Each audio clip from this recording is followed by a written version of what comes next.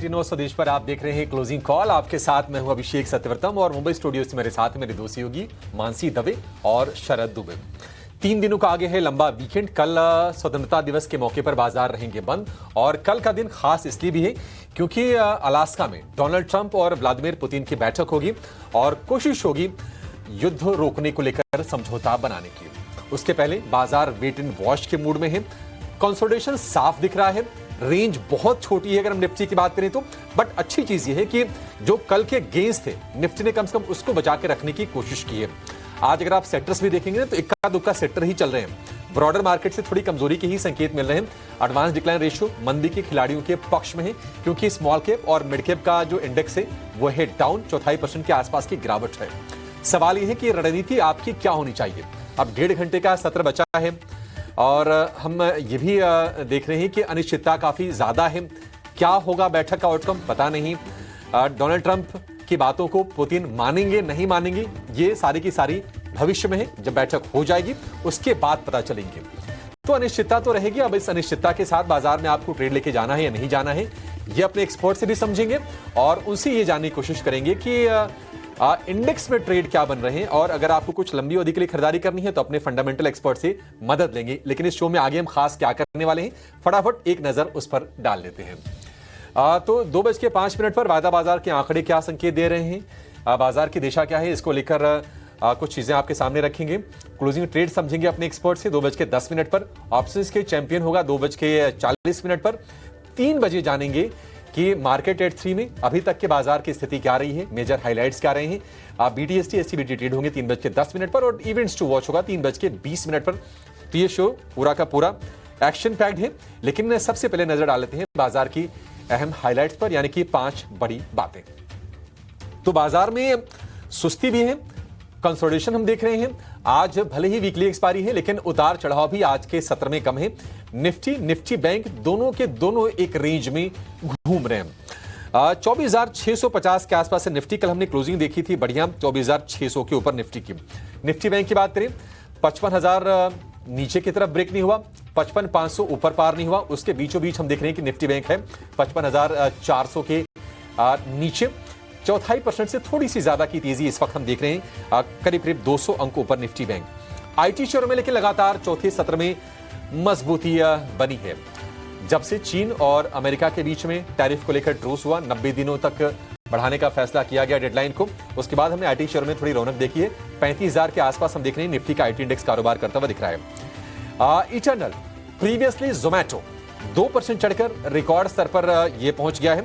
लेकिन 3 दिनों की तेजी के बाद पीएसयू शेयर फिसले हैं और metal, real estate, oil and gas ये सारे के सारे शेयर आज बाजार पर कर रहे हैं दबाव बनाने का काम। लेकिन बाजार के जो बजर्स हैं, यानी कि वो शेयर जहां पर आज एक्शन ज्यादा है, चाहे तेजी का हो या मंदी का हो, वो समझ लेते हैं। मानसी के पास है कुछ इंटरेस्टिंग स्टॉक्स की लिस्ट। मानसी, आज मतलब वीकली एक्सपायरी पर ऐसा होता नहीं है, थोड़ी उठापटक होती है लेकिन बाजार पूरी तरह से वेट एंड वॉच के मूड में है। कंसोलिडेशन साफ चल रहा है। बताइए शेयरों में कहां पर एक्शन दिख रहा है? बिल्कुल अभिषेक, ये पूरा हफ्ता आई थिंक हमें कॉम्प्लीमेंट करना चाहिए बाजार को, क्योंकि हमने देखा इस पूरे हफ्ते में इनफैक्ट छोटा हफ्ता, ट्रंकेटेड वीक, बावजूद इसके बाजार ने अपने आप को अच्छे से संभाला है। 4 ही ट्रेडिंग सेशंस थे, उसमें से ऑलमोस्ट आज के सेशन को भी अगर गिने और टुवर्ड्स पॉजिटिव ही गिने, बिकॉज कोई बड़ी डाउन साइड विजिबल नहीं नजर आ रही है।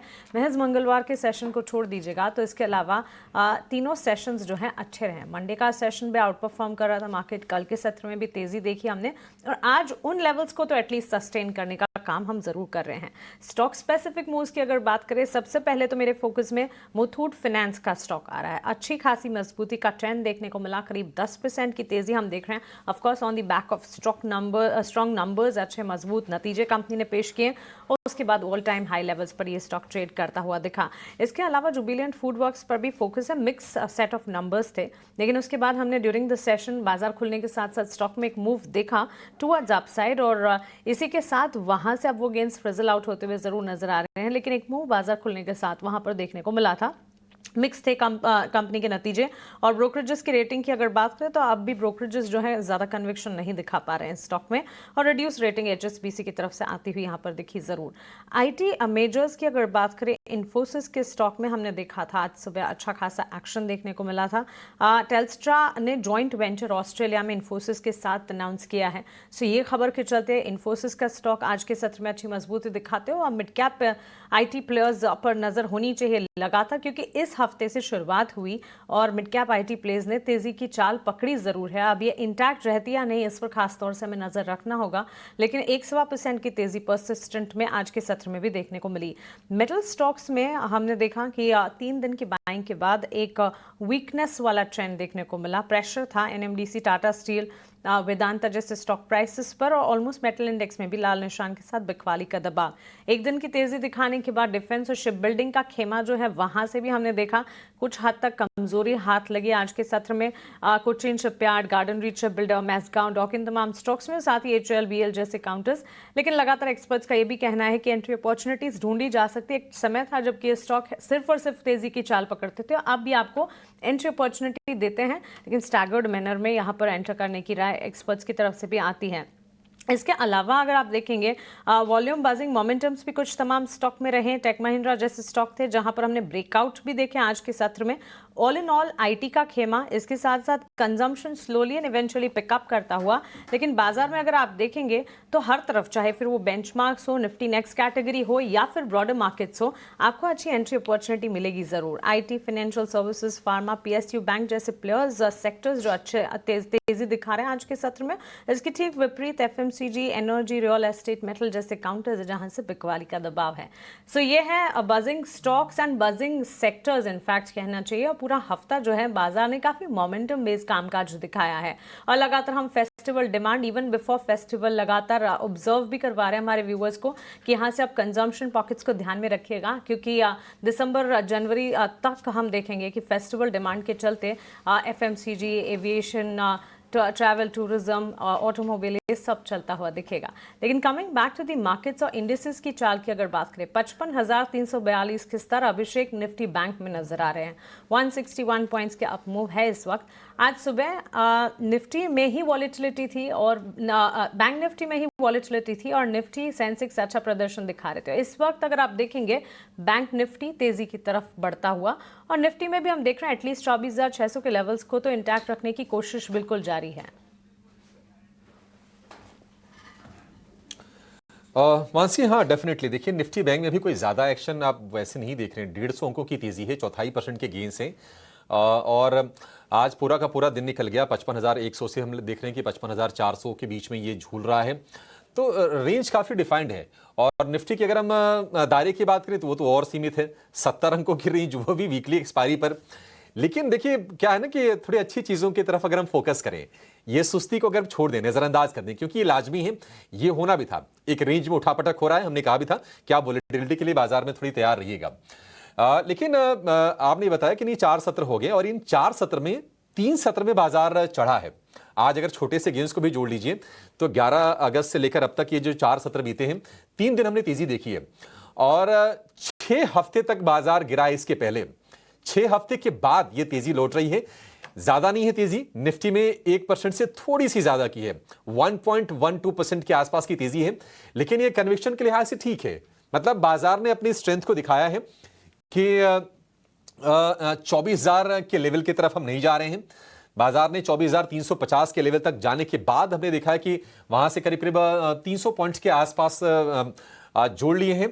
तो ये एक अच्छी चीज जरूर है। लेकिन जाहिर सी बात है कि आज ये होने वाला भी था कि एक रेंज का बाजार भी रहने वाला था। वेट एंड वॉच का मूड है, क्योंकि 15 अगस्त को यानी कि कल डोनाल्ड ट्रंप और पुतिन की बैठक होने वाली है अलास्का में। अब अलास्का में जो बैठक होगी वो अब देखते हैं कि सहमति बनती है या नहीं बनती है। यूक्रेन के साथ युद्ध रोकने की बातचीत चल रही है। ट्रंप ये दबाव बना रहे थे। ट्रंप का तो ये भी कहना था पहले कि वो 24 घंटे में युद्ध रुकवा देंगे, ऐसा कुछ हुआ नहीं, पुतिन ने उनकी बात मानी नहीं है। अब इस बैठक के बाद बाजार की दशा दिशा निश्चित तौर पर तय होगी। जो सोमवार का सत्र होगा वो बहुत ही इंपॉर्टेंट होगा। देखिए हो ये भी रहा है, ये ऐसी चर्चाएं चल रही है कि क्या दोनों देश यूक्रेन और रूस कुछ क्षेत्रों पर जिन पर उनका कब्जा है, क्या उसकी अदला बदली के लिए तैयार होंगे? कहा यह जा रहा है कि यूक्रेन को कहा गया है कि आप डोनबास और क्राइमिया छोड़ दीजिए रूस के लिए। रूस से पुतिन से कहा जा रहा है, या फिर ऐसी सहमति बन सकती है कि वो खेरसॉन, ज़पोरिज़िया कुछ इलाके हैं ये यूक्रेन को सौंप दे। अब इस पर सहमति बनाना बड़ा मुश्किल है। मुझे लगता नहीं कि दोनों देश इस चीज के लिए इतनी आसानी से राजी होंगे। तो देखते हैं क्या निकल के आता है। तो बड़ा इंपॉर्टेंट होगा अब जो सोमवार का सत्र है। अब 24,500 पर निफ्टी के लिए अच्छा सपोर्ट दिख रहा है। आज की अगर हम बात करें तो जो रेजिस्टेंस है वो 24,700, यानी कि सुबह जो हमने स्तर बताए ऑलमोस्ट वही स्तर आप मान के चलिए। अब वीकेंड है, पोजीशन बहुत लाइट रखिए, ओवरनाइट ट्रेड ना लेके जाएं, नया ट्रेड ना लें कोई तो इसी में आपकी भलाई है। निफ्टी बैंक की बात करें तो हमने देखा कि 55,000 से 55,500 की रेंज में ये भी घूमता रहा। अच्छी चीज ये है कि जो थोड़े बड़े बैंक्स हैं जिनका वेटेज ज्यादा है, बाजार को उन्होंने सपोर्ट दिया। एचडीएफसी बैंक कल भी ½ % ऊपर था, आज भी हम ½% ऊपर देख रहे हैं। आईसीसी बैंक में तेजी लौट आई है।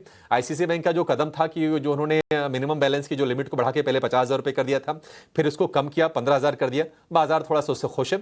½ % की तेजी हम आईसीसी बैंक में भी देख रहे हैं और एसबीआई के शेयर में करीब ½ % के आसपास की तेजी है। लेकिन सपोर्ट रेजिस्टेंस बिल्कुल डिफाइंड है। 55,000 का सपोर्ट, 55,500 का रेजिस्टेंस। ओवरनाइट ट्रेड ना रखें। अब जो चीजें होती हैं अब वो सोमवार को डिसाइड होंगी। ये भी होगा कि कल पीएम मोदी का संबोधन भी है लाल किले के प्राचीर से। देखते हैं कि पीएम मोदी क्या कहते हैं। क्या ये ट्रेड वॉर को लेकर, टैरिफ वॉर को लेकर, हालांकि इस चीज की उम्मीद कम है, वो देश की अपनी ताकत के बारे में बताएंगे। मुझे नहीं लगता कि नहीं अमेरिका पर या सीधे ट्रंप पर कोई निशाना वो साधेंगे, लेकिन देखते हैं क्या कुछ होता है। तो ये वीकेंड काफी क्रूशियल है। 3 दिन बाद जब बाजार जब खुलेगा तो हम गैप डाउन या गैप अप देखेंगे, लेकिन जो कुछ होगा अब वो सोमवार को होगा इन बिटवीन, क्योंकि बाजार के लिए कोई फ्रेश ट्रिगर नहीं है। नतीजे सारे के सारे पीछे छूट गए हैं और लेकिन बाजार ने लोअर लेवल से अपनी स्ट्रेंथ जरूर दिखाई है और ये संकेत अच्छा है। अब देखते हैं कि क्या कुछ होता है। बाकी 27 अगस्त को तो 27 अगस्त तक टैरिफ वाली डेडलाइन भी है। उसके पहले अगर भारत अमेरिका के बीच में कोई सुलह समझौता हो जाए तो बाजार के मूड को अपलिफ्ट करने का काम करेगी वो। बिल्कुल, बाजार एक पॉज में है। Most of the factors factored in already हो चुके हैं। बस कल का जो है बहुत अहम मीटिंग है और उस पर भी हमारी नज़र रहेगी। हमारे साथ गेस्ट ज्वाइन कर रहे हैं ओशो कृष्णन और Kunal Shah. Good afternoon gentleman. अब यहाँ पे देखें तो बाजार दोनों साइड से कमाई के मौके दे रहे हैं, लेकिन बहुत छोटे रेंज की कमाई के मौके दे रहे हैं। कहीं पे सेल ऑन राइज आ रहा है अर्निंग स्पेसिफिक, तो कहीं पे डेड गाइड बाउंस भी देखने मिल रहा है। इस ऐसे सिचुएशन में एक एक करके बताएं कि किस तरह रणनीति होनी चाहिए। आज की भी अगर देखना चाहे तो वो भी बता दें, या तो इन्वेस्टर्स के लिए पोजिशनली क्या करेंगे। ओशो, आपसे शुरू करते हैं। Very good afternoon Sharad and सभी पैनलिस्ट मेंबर को। ओवरऑल अगर हम देखें, जैसा आपने काफी ब्रीफली इन डिटेल में बता दिया पिछले 5-10 मिनट में कि मार्केट रेंज बाउंड मूवमेंट में ही मूव कर रहा है। एंड अभी मुझे लगता है जब तक इंट्राडे पे 670 का लेवल इंटैक्ट है तब तक बहुत अग्रेसिव शॉर्ट कवरिंग देखने को नहीं मिल सकती है। बट यही 24,670 के ऊपर अगर इंट्राडे पे आज निफ्टी निकलते हुए दिखाई देता है तो यहाँ से नियरली 50 to 60 पॉइंट्स का अपसाइड रैली हमें इमीडिएटली देखने को मिल सकता है। सो वो एक इंट्राडे के पर्सपेक्टिव से एक बार अलर्ट रहना पड़ेगा। 50-70 पॉइंट्स की अपसाइड मूवमेंट देखने को मिल सकते हैं।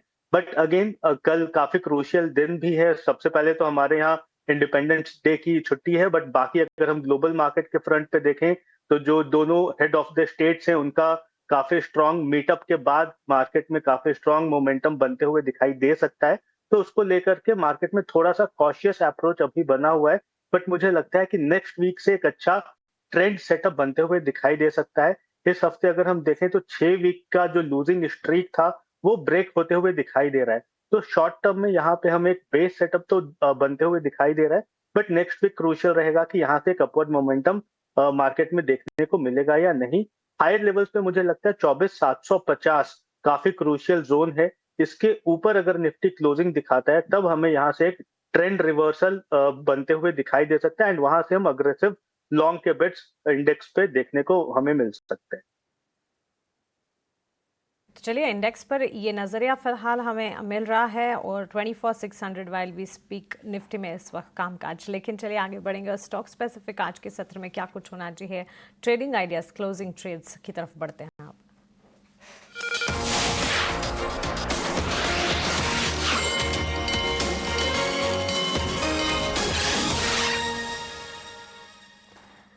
शुरुआत कुणाल शाह से करते हैं। Kunal, good afternoon. बताइए आज के लिए आपके क्लोजिंग ट्रेड्स क्या होंगे?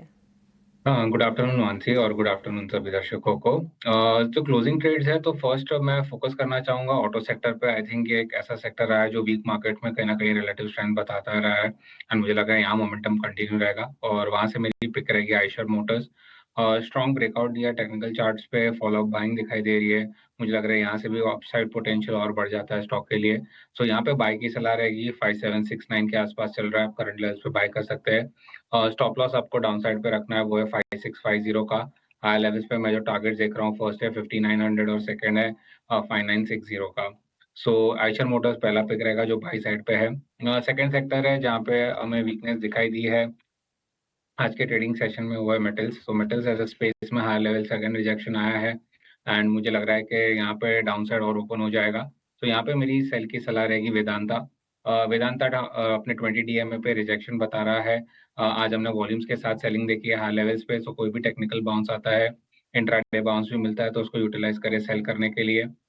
वेदांता में ये जो एक गैप एरिया था वो फिल हो जाएगा जो कि है 417 418 के लेवल्स का। सो वेदांता पे सेल की सलाह रहेगी। 440 का स्टॉप लॉस रखना है। 418 और 412 ये दो टारगेट्स रहेंगे डाउन साइड में। आइडियाज इस वक्त कुणाल की तरफ से, लेकिन इस बीच Indian oil corporation limited IOCL के Q1 के नतीजे आपके स्क्रीन पर आप देख रहे हैं। मुनाफे और कंपनी के रेवेन्यू का आंकड़ा हमारे पास है। 7,265 करोड़ से कंपनी का मुनाफा 5,690 करोड़ के आसपास। क्वार्टर ऑन क्वार्टर बेसिस में मुनाफे में कटौती देखने को मिली है। इसके अलावा रेवेन्यू के फिगर्स भी हमारे पास रेवेन्यू के फिगर्स जो हैं 1.93 लाख करोड़ पर आते हुए कंपनी की आय और मुनाफे के आंकड़े आपके स्क्रीन पर आप देख रहे हैं। मुनाफे में कटौती, हालांकि रेवेन्यूज़ के फ्रंट पर जब डेटा पॉइंट्स और ज़्यादा रिफ्लेक्ट होंगे आपके सामने हम रखेंगे ज़रूर, लेकिन करीब 22% की गिरावट ऑन क्वार्टर बेसिस कंपनी के प्रॉफिट के फ्रंट पर हाथ लगी है। स्टॉक में एक इम्पैक्ट भी है टुवर्ड्स डाउन साइड। ऑलमोस्ट 1% की गिरावट थी, 1.5% की गिरावट में तब्दील होती हुई। Osho, good afternoon. आपसे जानना चाहेंगे, एक तो IOC पर एक टेक दीजिएगा अपना, टेक्निकली चार्ट्स कैसे नजर आते हैं, उसके अलावा आपके क्लोजिंग ट्रेड्स क्या होंगे? सी फर्स्टली IOC की अगर हम बात करें तो अभी अपने क्लस्टर ऑफ मूविंग एवरेज के आसपास होवर कर रहा है। तो मुझे लगता है जब तक टेक्निकली 142 के ऊपर क्लोजर नहीं दिखाता है, थोड़ा सा मोमेंटम इस काउंटर में लैक हो सकता है, एक स्टैग्नेशन देखने को मिल सकता है। बट नो डाउट रिजल्ट के बाद थोड़ी वोलेटिलिटी भी एक्सपेक्टेड रहेगी। बट 142 के ऊपर क्लोजिंग के बाद एक अच्छा बाइंग ट्रैक्शन हो सकता है कि काउंटर में लौटे एंड हायर लेवल्स पे 149 से 50 तक के टारगेट्स हमें शॉर्ट टर्म में देखने को मिल सकते हैं। और जो दो क्लोजिंग ट्रेड है मेरे तरफ से, दोनों बाई का रिकमेंडेशन है। सबसे पहला ब्रेकआउट काउंटर है ऑटो एंट्री में ऊनो मिंडा में अगर हम देखें तो एक मल्टी वीक ब्रेकआउट हुआ है। आज नियरली 3% ऊपर है काउंटर एंड पिछले 2 हफ्ते में काफी स्ट्रॉन्ग वॉल्यूम्स देखने को मिला है। तो ऊनो मिंडा पे बाई का रिकमेंडेशन है। करेंटली काउंटर हायर लेवल्स पे 1145 के आसपास होवर कर रहा है, बट बाइंग लेवल्स 1130 से 45 के जोन में रहेगी।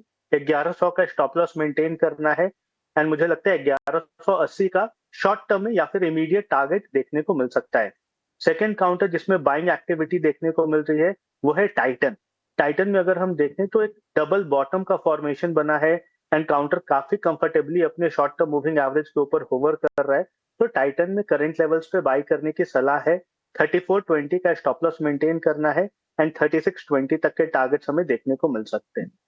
2 कॉल्स खरीदारी की, ऊनो मिंडा और टाइटन। 3620 के टारगेट्स को ध्यान में रखें। टाइटन 3420 का एक स्टॉप लॉस मेंटेन कीजिएगा। आधे % तक की गिरावट, आधे % तक की तेजी स्टॉक में है, यहाँ से फर्दर अपसाइड विजिबल है। ऊनो मिंडा पर भी ओशो कृष्णन की तरफ से उनकी स्ट्रैटेजी आपके स्क्रीन पर आप देख रहे हैं। बट यहाँ पर एक छोटे से ब्रेक लिए हम रुक रहे हैं। ब्रेक के उस पार जब हम लौटेंगे तो चर्चा जारी रहेगी, आप बने रहें।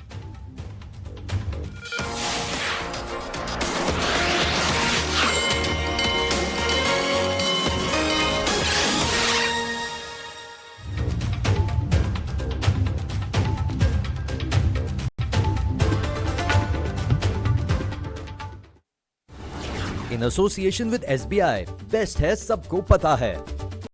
कुबेर ग्रुप के प्रोडक्ट्स का डीलर व डिस्ट्रीब्यूटर बनने का अवसर, जिनके पास है FMCG का अनुभव, निवेश करने की क्षमता, मजबूत ब्रांड की पहचान, दशकों का विश्वास, व्यापार मार्केटिंग सपोर्ट, कुबेर का हाथ, विश्वास एवं सफलता का साथ। 2 लाख से अधिक लखपति दीदी, 8 लाख से ज्यादा महिला स्वयं सहायता समूह, 60 लाख माताओं को प्रधानमंत्री मातृ वंदना योजना का लाभ। महिलाओं की सामाजिक समानता, सम्मान और सशक्तिकरण के क्षेत्र में अनुकरणीय काम कर रही है उत्तर प्रदेश सरकार। आजीविका से हम इस तरह स्ट्रॉन्ग बने हैं ना कि हम किसी के आगे हाथ नहीं पसारते। हम दीदियां एक मत होके अपने आप में ही एक गर्व की बात है कि आजीविका हमको मिला है, हम आजीविका से जुड़ के आज कुछ कर रहे हैं। 31,000 करोड़ से भी अधिक का लेन देन कर बीसी सखियों ने प्राप्त किया 85 करोड़ से भी ऊपर का लाभांश।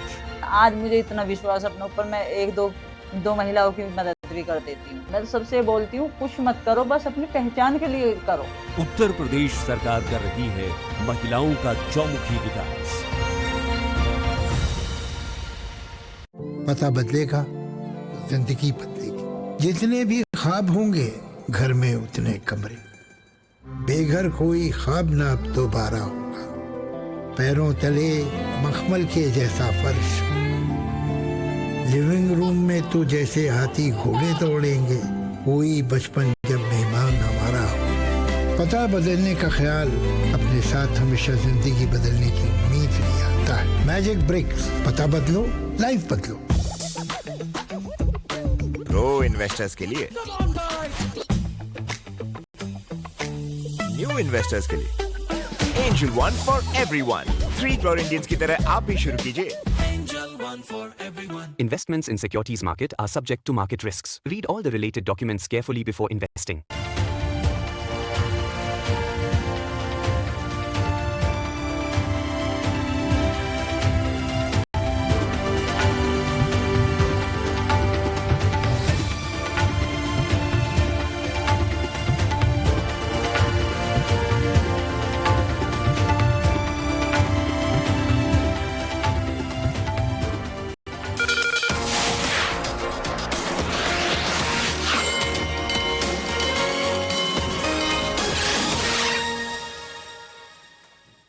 ब्रेक के बाद आपका फिर से स्वागत है। हम देख रहे हैं कि निफ्टी अपनी बढ़त को गंवाकर बिल्कुल सपाट हो गया है। सिर्फ 5-6 अंकों के आसपास की हल्की सी तेजी है और निफ्टी बैंक भी थोड़ा सा नीचे आया है। करीब 150 अंकों की ही बढ़त रह गई है, 0.25% के आसपास की। 55,350 के नीचे आपको इस वक्त कारोबार होता हुआ दिखेगा।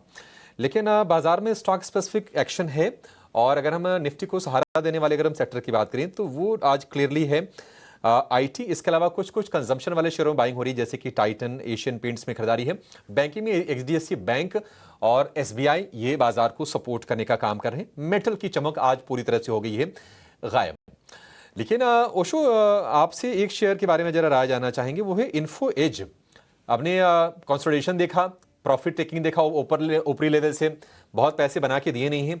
आज इसमें स्ट्रेंथ दिख रही है 4% के आसपास की। इन्फो एज आपको लगता है कि अपनी ये गेंस को सस्टेन कर पाएगा? वॉल्यूम काफी तगड़ा है आज के शेयर में, आज के सत्र में। जी बिल्कुल अभिषेक जी, अगर आज देखें तो काफी स्ट्रांग वॉल्यूम के साथ बाइंग ट्रैक्शन देखने को मिल रही है इन्फो एज पे। एंड मुझे भी लगता है कि ओवरऑल जितने आईटी स्पेस से काउंटर है उनमें एक अच्छा बाइंग या यहाँ पे एक स्लो ग्रेजुअल बाइंग देखने को मिल सकता है। इन्फो एज की अगर हम हिस्टोरिकली सपोर्ट की बात करें तो near about same levels, approximately 1300-1320 के आसपास काउंटर ने प्रीवियसली भी एक अच्छा सपोर्ट कैरी फॉरवर्ड किया है यहाँ इस करंट लेवल से। तो मुझे लगता है आने वाले दिन में एक अच्छा बाइंग ट्रैक्शन देखने को मिल सकता है। काउंटर में रिस्क रिवॉर्ड काफी ज्यादा फेवरेबल है, तो अभी मुझे लगता है कि हायर लेवल्स पे कंटिन्यूएशन देखने को मिल सकता है। अप्रोक्सीमेटली 1440-1450 जो कि इसका एक स्लोपिंग ट्रेंड लाइन ब्रेकआउट रहेगा, वो इमीडिएट टारगेट रहेगा। इसके ऊपर अगर निकलता है काउंटर तब यहां से हमें एक स्ट्रॉन्ग बुलिश मोमेंटम काउंटर में बनते हुए दिखाई दे सकता है। बट अभी के लिए अगर हम देखें तो टेक्निकल पैरामीटर्स एक अर्ली साइन ऑफ रिवर्सल के सिग्नल्स दिखा रहे हैं, तो अकॉर्डिंगली लोग यहाँ पे अक्यूमुलेट कर सकते हैं पोजीशंस। 1300 का स्टॉप लॉस लगाएं, 1450 का पहला टारगेट उसे ब्रेक थ्रू करता है तब हायर लेवल्स पे और भी ज्यादा मोमेंटम देखने को मिल सकता है। 250 रुपए तक ये शेयर जा सकता है, उसके ऊपर अगर निकला तो और बड़ी तेजी इसमें हम देखेंगे। इन्फो एज आपके रडार पर होना चाहिए। एक मंदी के शेयर को भी चेक करते हैं और वो है बाटा इंडिया का। नतीजे इसके कमजोर आए थे। प्रॉफिट में हमने देखा था कि 70% की भारी भरकम गिरावट देखी थी और उसके पहले भी ये जो शेयर था ना रेंज में था। बाटा ने भी कोई कमाई ऐसी कराई नहीं है, लेकिन जो नंबर आए आज हम देख रहे हैं कि पूरी तरह से इस पर बेयर्स हावी होते दिख रहे हैं और दिन के निचले स्तर के आसपास ये बाटा 1000 रुपए की तरफ ही बढ़ रहा है। बाटा की गिरावट 5% से ज्यादा की है। कुणाल जी, क्या करें? बाटा जिनके पास है कहां पर स्टॉप लॉस लगा के रखें, क्या सलाह होगी आपकी? बाटा अगर आप देखोगे तो ओवरऑल जो ट्रेंड था वो हमेशा से एक डाउन ट्रेंड में ही रहा है। हमने हमेशा मैं लॉन्ग टर्म चार्ट देख रहा हूँ जहाँ पे मंथली पे आप जो 20 मूविंग एवरेज है वही से रेजिस्टेंस लेके नीचे गिरता था। सो ऑलरेडी काफी डीप ओवरसोल्ड टेरिटरी में है स्टॉक। सो यहाँ से कोई लॉन्ग टर्म के लिए पहले से अगर होल्ड कर रहा है तो ये लेवल पे डेफिनेटली मैं एग्जिट नहीं कहूंगा। टेक्निकल बाउंस बैक आना है, वो बाउंस बैक एक अपॉर्चुनिटी रहेगी आपकी एग्जिस्टिंग पोजीशन को स्क्वायर ऑफ करने की। सो यहाँ पे मुझे लगता है कि जो टेक्निकल बाउंस है वापस 1150 1200 के जोन तक आ सकता है एंड आई थिंक वो एक अच्छी अपॉर्चुनिटी रहेगी जहाँ पे आप एग्जिस्टिंग होल्डिंग को एग्जिट कर सकते हैं। डाउन साइड पे जो नेक्स्ट सपोर्ट दिखाई दे रहा है स्टॉक पे मंथली चार्ट पे वो मुझे दिखाई दे रहा है 900 के लेवल के आसपास और 900 का अगला सपोर्ट है डाउन साइड पे। तो मुझे लगता है अभी भी डाउन साइड बाकी है स्टॉक में, पुल बैक मिले वो एक अपॉर्चुनिटी रहेगी एग्जिट के लिए। तो 1150 के जोन के आसपास अगर आपको स्टॉक पुल बैक में मिलता है तो उसको एग्जिट कर दीजिए। ठीक है, उछाल पर निकलने की सलाह है बाटा के शेयर से। कंजम्पशन वाले कुछ कुछ शेयरों में हम देख रहे हैं कि आज रेडिको खितान में भी तेजी है। ब्लू स्टार, हालांकि ये शेयर गिरा है ऊपरी स्तर से, ब्लू स्टार में थोड़ी थोड़ी सी तेजी हमें लौटती हुई दिख रही है। लेकिन एक और शेयर जो आप टेक्नोलॉजी से थोड़ा सा रिलेट उसको कर सकते हैं वो है डिक्सन टेक का। डिक्सन टेक के शेयर में हमने लगातार गिरावट देखी। आज ये सपोर्ट लेके थोड़ा चढ़ने की कोशिश कर रहा है। ओशो जी, डिक्सन टेक हमने देखा था कि 17,000 के लेवल से लगातार ये सेलिंग प्रेशर झेल रहा था। फिलहाल डे हाई पर है, एक साइडवेज मार्केट्स में। डिक्सन को लेकर आपका व्यू क्या है? क्या यहां से ट्रेडिंग बाउंस बन सकता है? डिक्सन की अगर हम देखें इमीडिएट टर्म्स में तो एक अच्छा हायर हाइस का फॉर्मेशन बनते हुए दिखाई दे रहा है। ऑल्दो 17,000 काफी क्रूशियल जंक्चर था जहां से वापस से सेल ऑफ आया है काउंटर में, बट इसमें जो पिछले 2 दिनों में डेवलपमेंट्स हुए हैं दैट मींस कल का जो कैंडल स्टिक पैटर्न बना है अपने 200 सिंपल मूविंग एवरेज के पास, ये यहाँ पे थोड़ा सा बुलिश आउटलुक काउंटर में दिखा रहा है। तो मुझे लगता है कल के लो के साथ जो है 15,600 का, उसके साथ स्टॉप लॉस के साथ पोजीशंस बनाए जा सकते हैं। 17,000 इसका इमीडिएट टारगेट रहेगा एंड 17,000 काफी क्रूशियल रेजिस्टेंस है। तो अगर इसके ऊपर ब्रेकआउट होता है तो हमें मंथली या वीकली टाइम फ्रेम चार्ट पे एक काफी स्ट्रॉन्ग ब्रेकआउट बनते हुए दिखाई दे सकता है। सो ओवरऑल मुझे लगता है कि थोड़ा साइडवेज टू पॉजिटिव सेंटिमेंट है काउंटर में एंड अभी अगर कंटिन्यूड मोमेंटम आता है तो बिल्कुल बाई करके चलना चाहिए 17,000 के इमीडिएट टारगेट्स के लिए एंड 15,600 का एक स्ट्रिक्ट स्टॉप लॉस मेंटेन करें। 15,600 का एक स्ट्रिक्ट स्टॉप लॉस, एक नजदीक का स्टॉप लॉस मेंटेन कीजिए। 17,000 रुपए की तरफ फिर से ये शेयर बढ़ता दिखाई देगा। तेजी के कुछ और शेयरों की बात करें जो लोअर लेवल से रिकवरी दिखाने की कोशिश कर रहे हैं। क्रेडिट एक्सिस ग्रामीण फाइनेंशियल सेक्टर की कंपनी, और हम देख रहे हैं कि 1200 रुपए तक आके इसकी गिरावट थमी और जहां से ये शेयर गिरा था फिर से उसी दिशा में बढ़ चला है। 1350 रुपए के आसपास पहुंचने की कोशिश कर रहा है। क्रेडिट एक्सिस ग्रामीण छोटी छोटी सी गिरावट आ रही है ना, वहां पर हम देख रहे हैं कि इन्वेस्टर का जो ट्रेडर का जो सेंटिमेंट है वो पॉजिटिव हो रहा है। कुणाल जी, क्या इसमें मौके बन रहा है आपके हिसाब से? आई थिंक डेफिनेटली अगर क्रेडिट एक्सिस ग्रामीण का लॉन्ग टर्म चार्ट्स भी देखोगे तो यहाँ पे हमेशा स्टॉक लो लेवल से बाइंग इंटरेस्ट दिखी है। अगेन यहाँ पे हम हायर लो फॉर्मेशन देख रहे हैं स्टॉक में। जो रिसेंट रेजिस्टेंस था स्टॉक का 20 DMA का वो भी सरपास कर दिया है 1274 के जोन के आसपास। तो अभी वो सपोर्ट की तरह काम करेगा और मुझे लगता है कि ये जो रिसेंट स्विंग है स्टॉक ने जो बनाया था 1400 का, वो लेवल्स भी निकल जाएंगे। तो व्यू पॉजिटिव रखना है स्टॉक पे। स्ट्रॉन्ग सेटअप है। 1250 डाउन साइड पे एक स्टॉप लॉस रख के काम करे। हाई लेवल्स पे आपको 1400 से लेके 1460 तक के टारगेट्स आ सकते हैं अगले हफ्ते के अंदर। में 1460 तक के टारगेट आ सकते हैं। 1250 के स्टॉप लॉस के साथ क्रेडिट एक्सिस ग्रामीण को आपके लिए ट्रेड करने की सलाह दी जा रही है। सरकारी शेयरों में आज हम देख रहे हैं कि मोमेंटम बिल्कुल मिसिंग है, और सिर्फ मिसिंग नहीं है बल्कि शेयर टूट भी रहे हैं। आप EIL देखिए, करीब 5% के आसपास की गिरावट हो गई है। NMDC में 4.5% के आसपास की गिरावट है। HPCL, ITI, NHPC, mobile, SAIL, ये तमाम शेयर्स हैं। NBCC, जहां पर आज के सत्र में आप तेज गिरावट के साथ कारोबार होते हुए देखेंगे। और डिफेंस जो शेयर हैं वहां पर भी आज माहौल थोड़ा सा सुस्ती का ही है, गिरावट का ही हम कहेंगे, क्योंकि गार्डन रीच के शेयर में हम देख रहे हैं कि 2% के आसपास की नरमी पर आज के सत्र में कारोबार होता हुआ आपको दिखेगा। ओशो जी, कहीं कोई शॉर्ट के मौके, क्योंकि ये बाजार तो वैसा ही है पिछले 4-5 हफ्ते से कि शॉर्ट के लॉन्ग के दोनों के बराबरी के मौके दे रहा है, क्या करें सरकारी शेयरों में? ओवरऑल बहुत सारे काउंटर्स हैं जिनमें थोड़ा सा पोजिशनली नेगेटिव आउटलुक है, बट मेरा इन जनरल शॉर्ट का व्यू जल्दी किसी काउंटर पे बनता नहीं है। बट यहाँ पे इन जितने काउंटर्स में देखें, नो डाउट अभी शॉर्ट टर्म में थोड़ा व्यू नेगेटिव है। एंड NBCC में अगर हम देख रहे हैं तो एक कंसोलिडेशन ब्रेकडाउन भी देखने को मिल रहा है।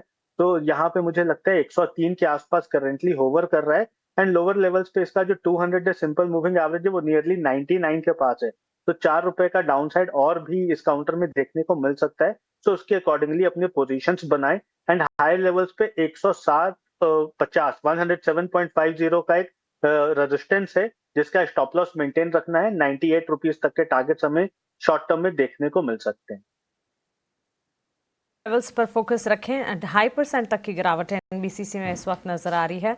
एट दिस पॉइंट जहां हम बात कर रहे हैं, स्टॉक वाइज वॉलेटिलिटी है आज के सत्र में। अगर आप देखेंगे स्टील से जुड़े हुए stock, Tata steel, JSW steel, इन तमाम स्टॉक्स में बिकवाली देख पाएंगे आप। लार्जर प्लेयर्स की अगर बात करें, रिलायंस में भी गिरावट, L&T, ITC, Adani ports, TCS जैसे काउंटर्स हैं जो कि इस वक्त बिकवाली झेल रहे हैं। और तेजी की चाल Infosys, HDFC bank, ICICI bank, SBI, भारतीय एयरटेल जैसे काउंटर्स में नजर आ रही है। लेकिन चलिए आप डेरिवेटिव के फ्रंट पर आज किस तरह का एक्शन दिख रहा है, F&O डेटा क्या कुछ कह रहे हैं, कहाँ पर खरीदारी हो रही है, कहाँ पर बिकवाली हो रही है, कौन से इंपॉर्टेंट लेवल्स हैं, ये सारा डेटा लेकर हर रोज़ की तरह पुलकित बंडी हमारे साथ जुड़ गए हैं। पुलकित, वैसे कल तो बाजार बंद है और उससे एक दिन पहले आज किस तरह के मूव्स, क्या कोई मूवमेंट पॉजिटिव दिख रही है या फिर सुस्त है चाल? जी मानसी जी, कल आज़ादी का दिन है और मुझे उम्मीद थी कि आज मार्केट भी थोड़ा रेजिस्टेंस जो ऊपर आ रहा है वहाँ से आज़ाद हो जाएगा, बट अनफॉर्चुनेटली वो उस तरह का माहौल अभी कुछ दिख नहीं रहा है। ये मैं डेटा की मदद से दर्शकों को समझाने की कोशिश करता हूँ। इंडिया विक्स 12.3 है, यहाँ कोई समस्या वाली बात नहीं है। निफ्टी का PCR लगभग 0.99 पे, आप 1 ही कह लीजिए, तो ना ही ओवरसोल्ड ना ही ओवरबॉट। जितने पुट के ओपन इंटरेस्ट में कॉन्ट्रैक्ट है उतना ही कॉल की तरफ भी है। मोस्ट एक्टिव पुट की अगर बात की जाए तो ये 24,600 है, और अगर मोस्ट एक्टिव कॉल की बात करें तो ये 24,700 है। 24,700 के ऊपर कॉल राइटिंग देखी जा रही है और वहीं 24,600 के ऊपर पुट राइटिंग देखी जा रही है। मतलब ये रेंज में एक तरह से फंसा हुआ है, और हम अगर सुबह से मार्केट को देखें भी तो वो 24,600 से 24,700 की रेंज में ऊपर फंसा हुआ है। तो 24,600 के अगर नीचे जाता भी है तो वहाँ से वापस थोड़ी सी बाइंग आ जाती है, चूंकि वहाँ पे हाईएस्ट पुट राइटिंग हो रखी है। वहीं हाईएस्ट कॉल ओपन इंटरेस्ट और पुट ओपन इंटरेस्ट की बात करें तो वही हाईएस्ट कॉल ओपन इंटरेस्ट 24,700 का और हाईएस्ट पुट ओपन इंटरेस्ट 24,600 के ऊपर बना हुआ है। बैंक निफ्टी की तरफ देख लेते हैं तो इसका PCR 0.73 है। हाईएस्ट कॉल ओपन इंटरेस्ट और पुट ओपन इंटरेस्ट दोनों ही 57,000 के ऊपर है। अब यहाँ पे एक जो बारीकी से देखने वाली बात है, अगर हम पिछले 4 से 5 ट्रेडिंग सेशन देखें तो जो बैंक निफ्टी है वो धीरे धीरे कैंडल्स के रूप में कंसोलिडेट होता जा रहा है। तो एक मदर कैंडल, फिर एक चाइल्ड कैंडल, इस तरह से बन रहा है। तो हो सकता है हम आने वाले वीक में एक आध कोई अच्छा मूव दोनों में से किसी भी एक तरफ देख सकते हैं। F&O बैन की बात कर लेते हैं तो 4 शेयर अभी F&O बैन में है। RBL bank, Titagarh rail, PNB housing और PG इलेक्ट्रोप्लास्ट, ये 4 शेयर हैं जो अभी F&O बैन में बने हुए हैं। अब चूंकि आज एक्सपायरी है तो बहुत बड़े मूव की मुझे उम्मीद नहीं है, क्योंकि ये 24,600 पे हाईएस्ट पुट राइटिंग हो रखी है। तो अगर नीचे गिरेगा भी तो 24,500 पे अगेन एक सपोर्ट आ जाएगा, और वहीं अगर 24,700 की तरफ देखें तो वहाँ एक रेजिस्टेंस हम देख सकते हैं। एब्सोल्युटली पुलकित, शुक्रिया आपका हमारे साथ जुड़ने के लिए और ये सारे डेटा पॉइंट्स हमें समझाने के लिए। क्लियरली एक दिन की छुट्टी है, लॉन्ग वीकेंड इनफैक्ट है, और इसी वजह से आज का सत्र जो है last trading session of this week है। इसी के चलते इन लेवल्स पर भी और कॉशन प्रैक्टिस करना आपके लिए काफ़ी इंपॉर्टेंट हो जाता है। लेकिन कुछ तमाम स्टॉक्स हैं जो कि छुट्टी कल होने के बावजूद भी आज के सत्र में बढ़िया तेजी दिखा रहे हैं। उनमें से एक है Muthoot finance. In fact gold financing counters की ही अगर बात करें और इसमें मुथूट फाइनेंस पर बात करेंगे, लेकिन इस बीच आपके स्क्रीन पर आप एक ब्रेकिंग न्यूज़ देख रहे हैं। एस&पी ने भारत की रेटिंग को बढ़ाया है, BBB रेटिंग कर दी गई है एस&पी की तरफ से, और एजेंसीज के हवाले से ये खबर आती हुई दिख रही है। आपको बता दें कि एस&पी ने भारत की रेटिंग इकोनॉमी को ध्यान में रखते हुए, इकोनॉमी को मद्देनज़र रखते हुए ये तमाम रेटिंग एजेंसीज बनाती है और रिसर्च करने के बाद, अपना आकलन और अपनी एनालिसिस के बाद ये रेटिंग जो है वो आती है। और इसी कड़ी में एजेंसीज के हवाले से इस वक्त जो ताज़ा खबर आती हुई दिख रही है वो ये है कि इंडिया पर रेटिंग एस&पी की तरफ से BBB नेगेटिव से बढ़ गई है और ये बढ़कर BBB कर दी गई है।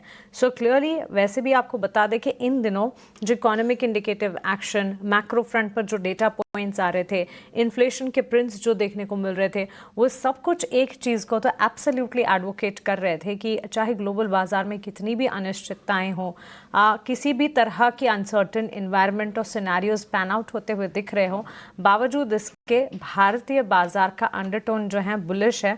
कई सारे फैक्टर्स और ट्रिगर्स जो हैं वो भारतीय बाजार के हक में होने के बावजूद भी भारतीय बाजार जो है अच्छी तेजी की चाल को लगातार बनाकर रख रहे थे, which in itself was a positive. एक बड़ा प्रमाण की भारतीय बाजार चाहे किसी भी तरह की सिचुएशन, किसी तरह की स्थिति हो, ऐसे में भी आगे बढ़ने का दमखम रखते हैं। येट अगेन इसका प्रमाण हमें मिल रहा है। एस&पी ने भारत की रेटिंग को बढ़ाकर BBB कर दिया, BBB नेगेटिव से BBB कर दिया है। फैक्टर्स की अगर बात करें, डिसइन्फ्लेशन का ट्रेंड जो है वो होल्ड होता हुआ नजर आ रहा है। केपिक्स और टैक्स मोमेंटम स्ट्रांग है। मैन्युफैक्चरिंग और सर्विसेज एक्टिविटी काफ़ी रोबस्ट नजर आ रही है। इंडस्ट्रियल ग्रोथ जो है वो कुछ हद तक अनइवन थी, वहाँ से अब ठीक होती हुई नजर आई हैं। और आपको बता दें कि एक्सटर्नल सेक्टर्स की भी अगर बात करें, मॉनसून ट्रैजेक्टरी की अगर बात करें, अर्निंग सीजन के सेकंड हाफ को अगर ध्यान में रखेंगे, पॉजिटिव है। इन्फ्लेशन के लिहाज से अगर देखें सिचुएशन ठीक ठाक है। आज दोपहरी WPI के डेटा, इन्फ्लेशन के डेटा पॉइंट्स भी आते हुए दिखे और तब भी हम लगातार ये आपको बता रहे थे कि इकोनॉमी के लिहाज से फिलहाल भारत की स्थिति जो है, नो मैटर अनसर्टेनिटी ढेर सारी है, बावजूद इसकी मैच्योर स्टेट में इस वक्त इंडिया नजर आ रहा है। एस&पी की भारत की रेटिंग की ताज़ा अपडेट इस वक्त एजेंसी के हवाले से BBB नेगेटिव से BBB पर होती हुई। आगे बढ़ेंगे, वापस से मुथूट फाइनेंस, मनप्पुरम फाइनेंस का जिक्र, और स्टॉक में मुथूट फाइनेंस में इनफैक्ट अच्छी खासी तेजी की चाल आज के सत्र में देखने को मिली। Of course backed by result action, अच्छे नतीजे और नतीजों का असर है जो कि इस स्टॉक में आज के सत्र में एब्सोल्युटली नजर आ रहा है। As we speak Muthoot Finance के स्टॉक में आज सुबह से ही इनफैक्ट काफ़ी बढ़िया तेजी के साथ कामकाज देखने को मिला था और मजबूती अब भी कायम है। 10% की तेजी पर यह स्टॉक ट्रेड करता हुआ 2762 के स्तर। ओशो, एक टेक आपसे जानना चाहूंगी, किन्हीं की अगर एग्जिस्टिंग पोजीशन है उनको राय क्या देंगे आप? मुथूट फाइनेंस में बिल्कुल पोजीशन होल्ड करने की राय बनेगी। काफी स्ट्रांग ब्रेकआउट है। अगर हम वीकली पर्सपेक्टिव पे भी देखें तो 2700 के ऊपर बहुत दिनों के रेजिस्टेंस फेस करने के बाद एक ब्रेकआउट देखने को मिल रहा है।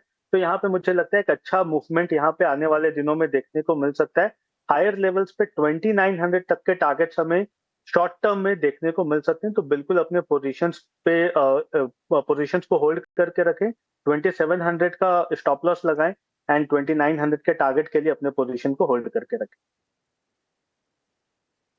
मनप्पुरम फाइनेंस पर ये एक टेक इस वक्त हमें मिलता हुआ, लेकिन इस बीच कुछ और स्टॉक्स का भी जिक्र कर लेते हैं जहां पर एक्शन है, और साथ साथ हम लगातार ये जो एस&पी की रेटिंग है, अपग्रेड रेटिंग भारत पर आ रही है, इसका भी जिक्र कर रहे हैं। और कोशिश यही जारी है कि एक एक्सपर्ट से भी आपकी बातचीत कराएंगे, लेकिन स्थिर वित्तीय कंसोलिडेशन की वजह से हम देख रहे हैं इसके कारण रेटिंग को बढ़ाया गया है। अभिषेक, अभी थोड़ी देर पहले ही मैं फैक्टर्स बता रही थी जो कि पॉजिटिव भारत के हक में काम कर रहे हैं।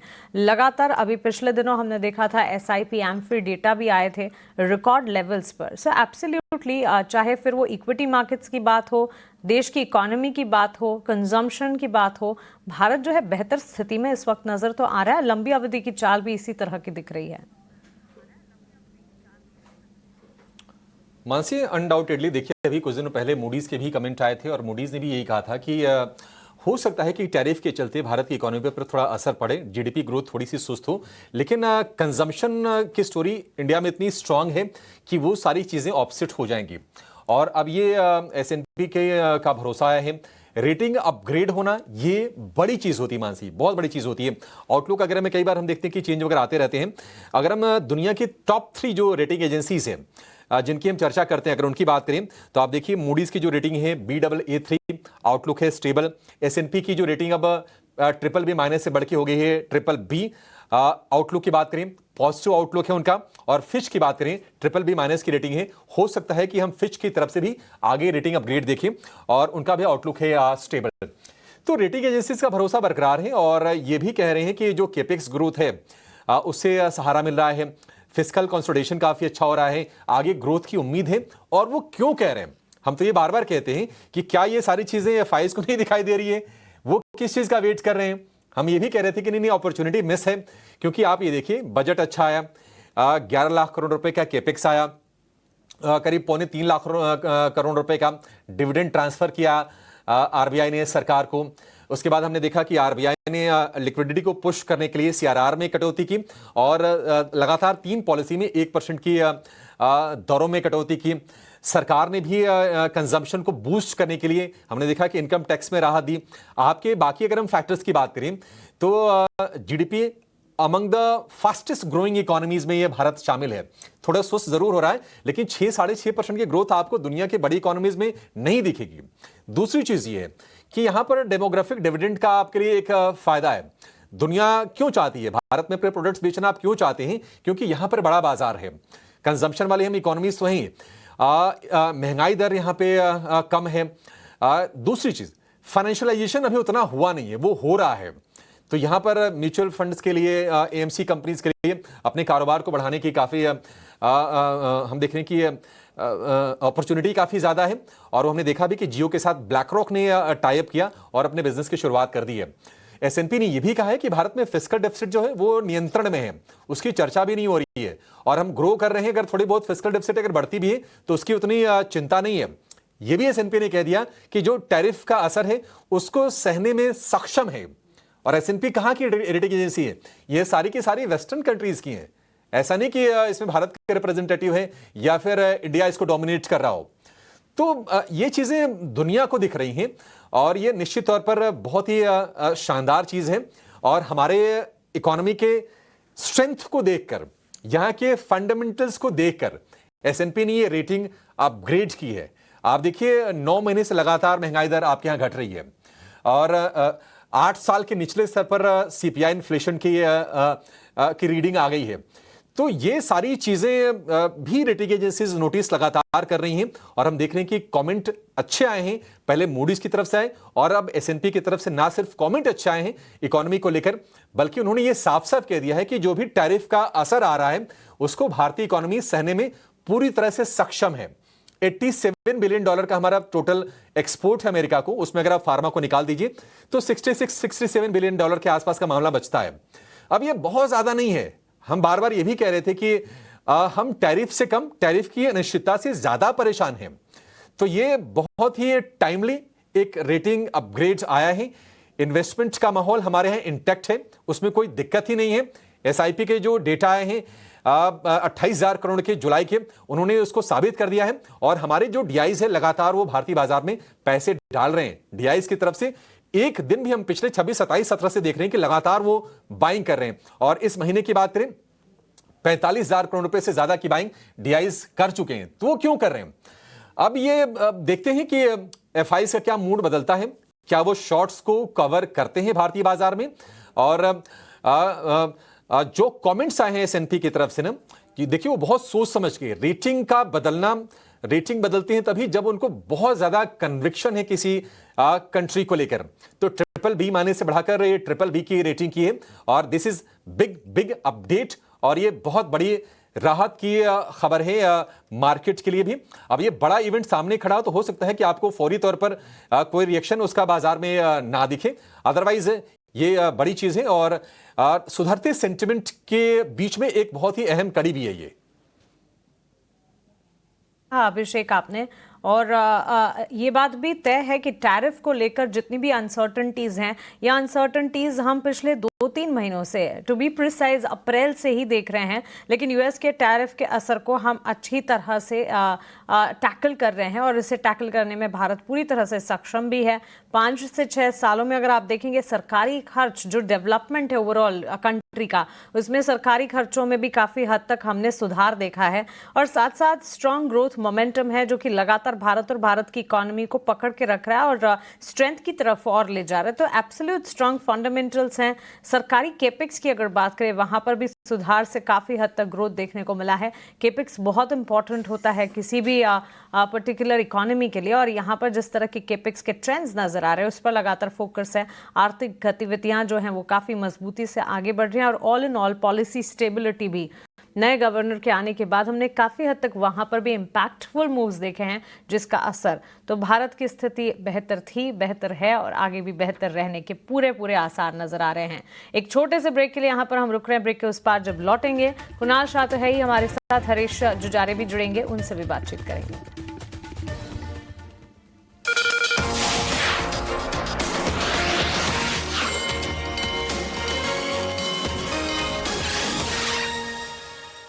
कुबेर ग्रुप के प्रोडक्ट्स का डीलर व डिस्ट्रीब्यूटर बनने का अवसर, जिनके पास है एफएमसीजी का अनुभव, निवेश करने की क्षमता, मजबूत ब्रांड की पहचान, दशकों का विश्वास, व्यापार मार्केटिंग सपोर्ट, कुबेर का हाथ, विश्वास एवं सफलता का साथ। बिजनेस रजिस्टर हो गया? यस, सिर्फ करंट अकाउंट बाकी है। करंट अकाउंट के लिए तो एसबीआई बेस्ट है। यूएस मशीन मिलेगा और क्यूआर कोड भी। Best cash deposit limit, east और वेस्ट इंडस्ट्री में बेस्ट, सबको पता है। एसबीआई करंट अकाउंट बेस्ट है, सबको पता है। भोला भोला भोला भाई। अरे भोला भाई, ये क्या कर रहे हैं आप? फर्नीचर को दीमक की नजर से बचा रहा हूँ। ये इकोटेक प्लाई है, 10 साल की वारंटी के साथ आता है। इसका तो काम सही है और दाम भी। आपके दिमाग को किसी की नजर ना लगे। Ecotech from Greenply, 10 point quality check, 10 साल की वारंटी, काम सही दाम सही। अब क्या देख रहे हो पापा? तुम कहते हो ना कि स्टॉक मार्केट में बहुत सोच समझकर इन्वेस्ट करना चाहिए, बस थोड़ा सा ज्ञान ले रहा। किससे? अरे एक स्टॉक्स एक्सपर्ट है, मस्त एजुकेशनल वीडियोस बनाता है और अच्छी इन्वेस्टमेंट की टिप्स भी देता है। पापा इन वीडियोस पे ना जाएं, अपना रिसर्च खुद करें या सेबी रजिस्टर्ड इन्वेस्टमेंट एडवाइजर से संपर्क करें। एजुकेशन के नाम पर कुछ इन्फ्लुएंसर्स अक्सर इन्वेस्टर को मिसगाइड करते हैं, नुकसान आपका होगा।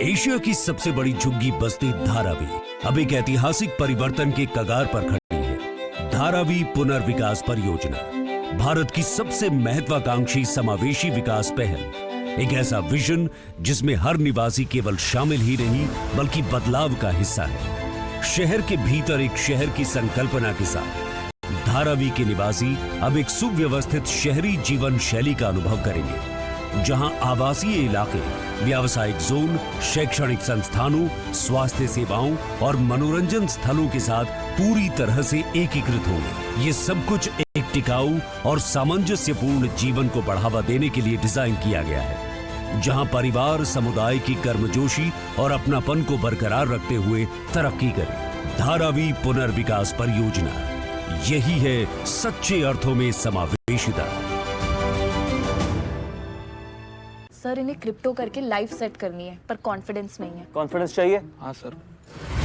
Diffuse the bomb, all the best. डर लग रहा है? नहीं आता था, हलवाई है। इन्होंने सीखा है इसलिए ये कॉन्फिडेंट है। अगर आपको क्रिप्टो में कॉन्फिडेंस चाहिए तो क्रिप्टो सीखना होगा। क्रिप्टो कोच, CoinDCX, लर्न करो, क्रिप्टो करो। Crypto products and NFTs are unregulated and can be highly risky. There may be no regulatory recourse for any loss from such transactions.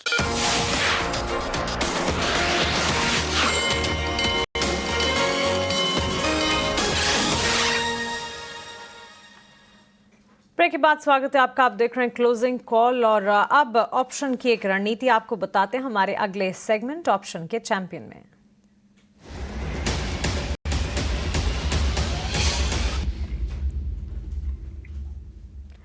Angel one से राजेश भोसले हमारे साथ जुड़ गए हैं ऑप्शन की रणनीति लेकर। गुड आफ्टरनून राजेश, बताएं। जी नमस्कार, आफ्टरनून। देखिए, एशियन पेंट्स में एक अच्छी क्लोजिंग एक्सपेक्टेड है आज के सत्र में।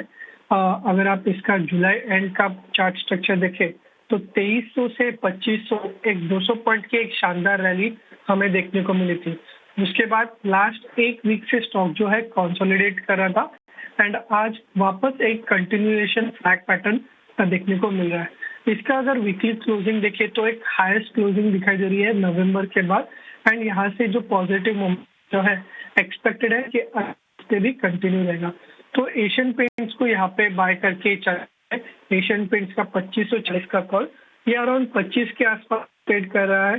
4 के स्टॉप लॉस से बाय करना है for the targets of 67।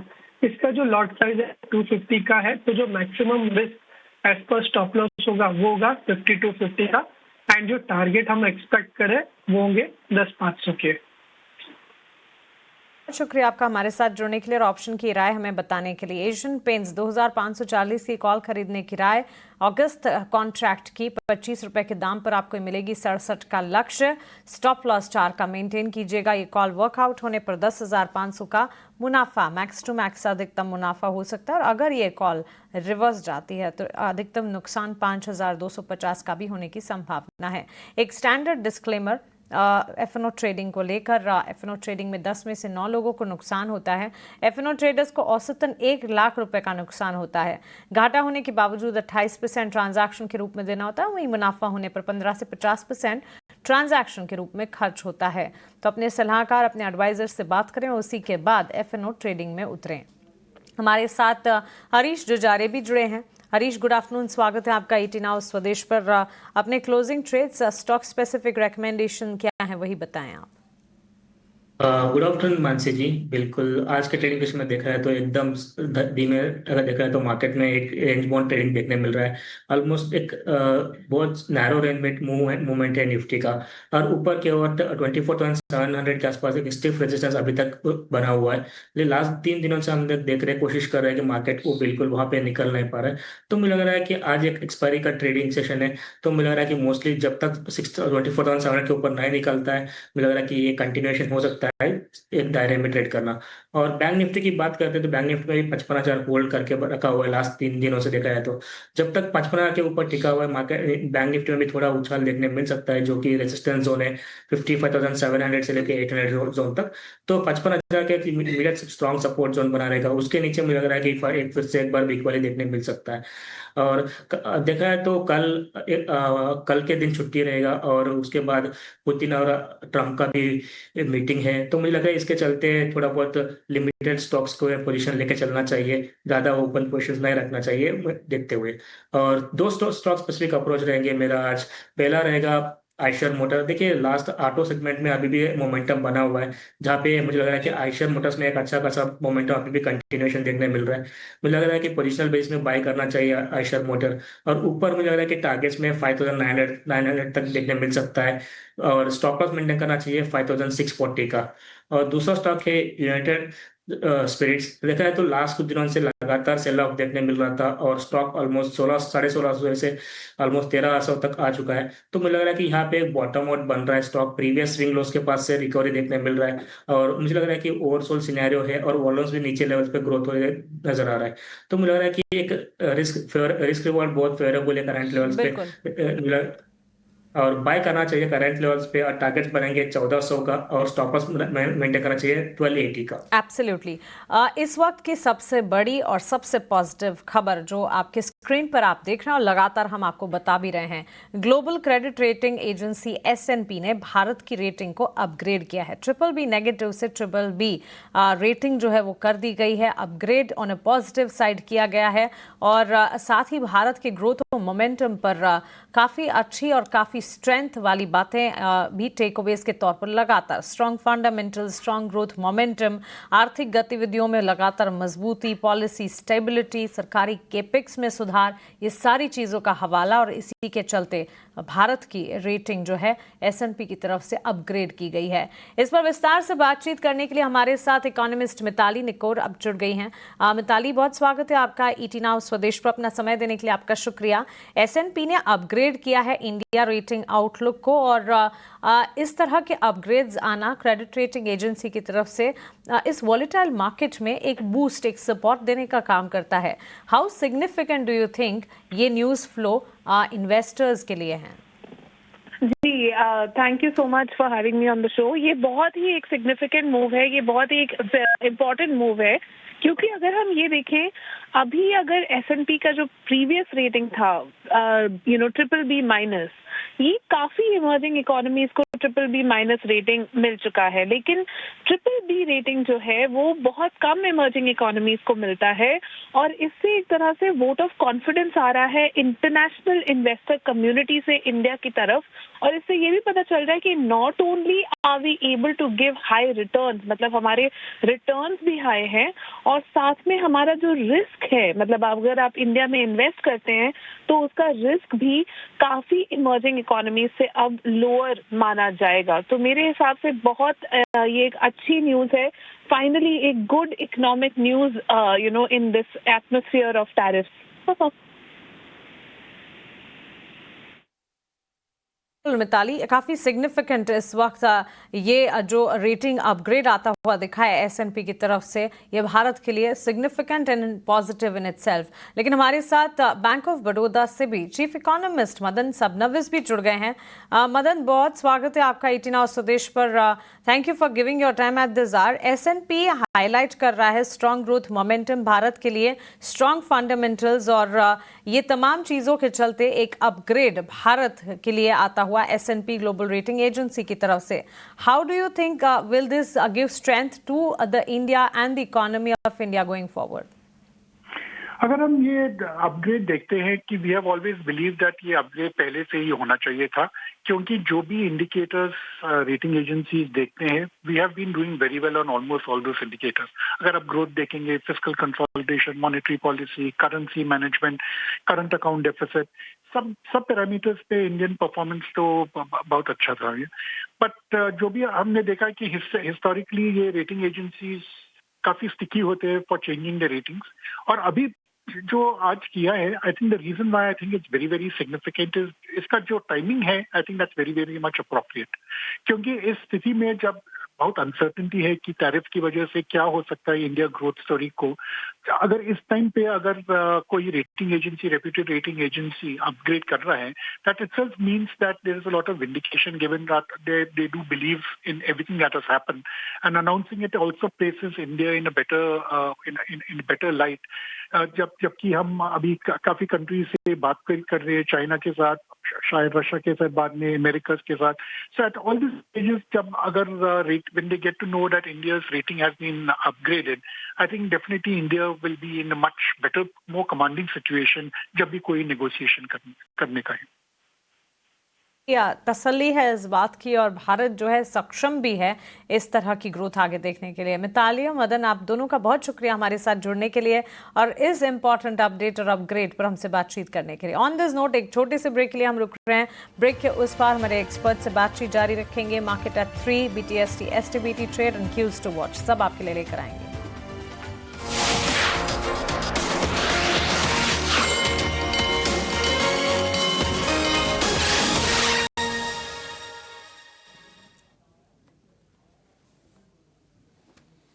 Break के बाद आपका फिर से स्वागत है क्लोजिंग कॉल में। निफ्टी ने थोड़ा सा मोमेंटम पकड़ा है, 22 अंक ऊपर आपको दिखाई देगा। और निफ्टी बैंक की बात करें तो जो तेजी है वो फिर से 200 अंकों के आसपास की हो गई है। 55,400 के आसपास आपको निफ्टी बैंक कारोबार करता हुआ दिखाई देगा।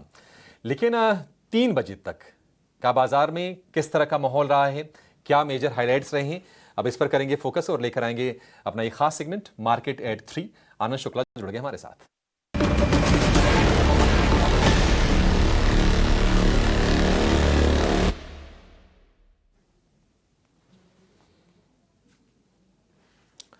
आनंद, बताइए क्या कुछ हुआ है? आज तो पूरी तरह से कंसोलिडेशन वाला ही बाजार रहा है दिन भर।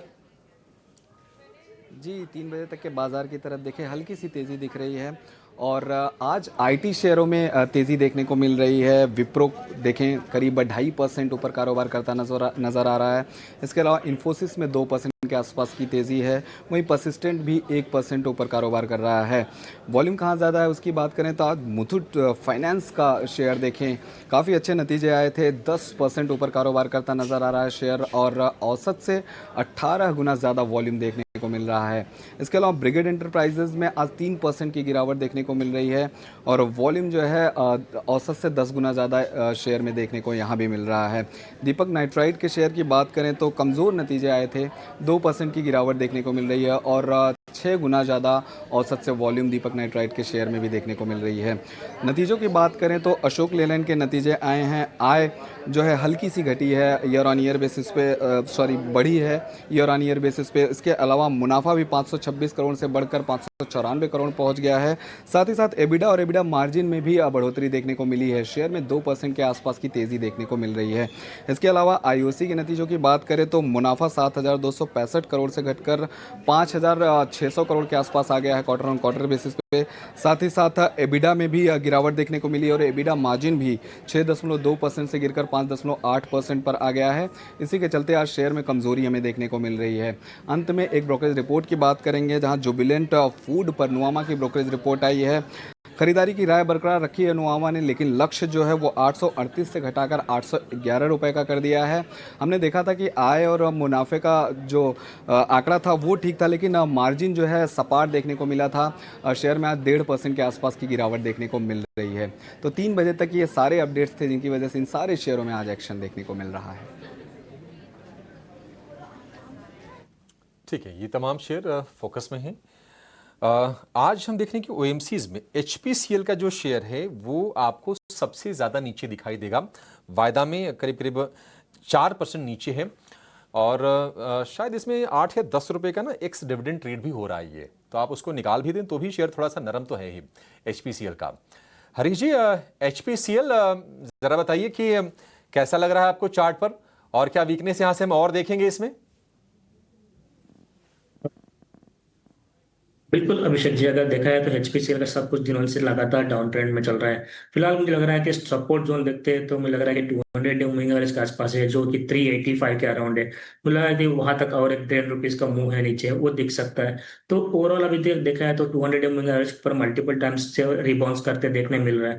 तो हो सकता है कि वहां से फिर से एक बार रिकवरी देखने मिल सकता है। तो मुझे लग रहा है कि थोड़ा नीचे की ओर फिसल सकता है और 385 तक, तो उसके लिए होल्ड वेट करना चाहिए, वेट एंड वॉच करना चाहिए। किसी के पास पोजीशन है तो मुझे लग रहा है कि 380 का स्टॉप लॉस मेंटेन करना चाहिए और होल्ड करना चाहिए कुछ टाइम पीरियड के लिए। 180 के स्टॉप लॉस के साथ आप एचपीसीएल को होल्ड करें। फिलहाल गिरावट है इसमें 4% के आसपास की। लेकिन हमारे साथ जुड़ गए हैं यस सिक्योरिटीज के लक्ष्मीकांत शुक्ला। लक्ष्मीकांत जी, बहुत शुक्रिया आपका समय देने के लिए। पहले आपके शेयर समझ लेते हैं, फिर अपने शेयर हम आपसे पूछेंगे। बताइए सर, क्या आपने बाजार में रीड किया है और आपके हिसाब से ट्रेड के मौके कहां पर दिख रहे हैं? Good afternoon Abhishek ji. सो आज के सत्र में भी 2 रिकमेंडेशन रहेंगे। सबसे पहला रिकमेंडेशन है एबी कैपिटल का। जी, काफ़ी दिनों के डिक्लाइन के बाद इस स्टॉक में थोड़ी बहुत स्टेबिलिटी आती हुई दिख रही है और यहाँ पे एक बेस फॉर्मेशन दिखाई दे रहा है अराउंड द लेवल्स ऑफ 268 266 के आसपास। तो मुझे लगता है कि जब तक का एबी कैपिटल इसके ऊपर रहता है तब तक इसमें एक पुल बैक मूव आने का उम्मीद है। तो ओवरऑल जो सेंटीमेंट है वो थोड़े से बुलिश नजर आ रहे हैं एबी कैपिटल में। सो टू करंट लेवल अभी 273 के आसपास चल रहा है ये, तो इसको करंट लेवल से भी बाय रिकमेंड किया जा सकता है। और इसमें जो हमें स्टॉप लॉस रखना है वो रखना है 268 का, और जो अप साइड के जो टारगेट आ रहे हैं वो आ रहे हैं 283 के। दूसरा जो स्टॉक है वो है आयशर मोटर। यहाँ पर हमें एक कंसोलिडेशन ब्रेकआउट के साथ साथ इन्वर्टेड हेड एंड शोल्डर का भी ब्रेकआउट देखने को मिल रहा है डेली के चार्ट्स पर, और आज एक फॉलो थ्रू बाइंग मोमेंटम भी दिखाई दिया आयशर मोटर में। सो इसको भी हम बाय रिकमेंड करेंगे। और इसमें जो हमें स्टॉप लॉस रखना है वो रखना है 5640 का, और जो टारगेट हमारे निकल कर आ रहे हैं वो निकल कर आ रहे हैं 6020 के। सो ये 2 रिकमेंडेशन है हमारी तरफ से।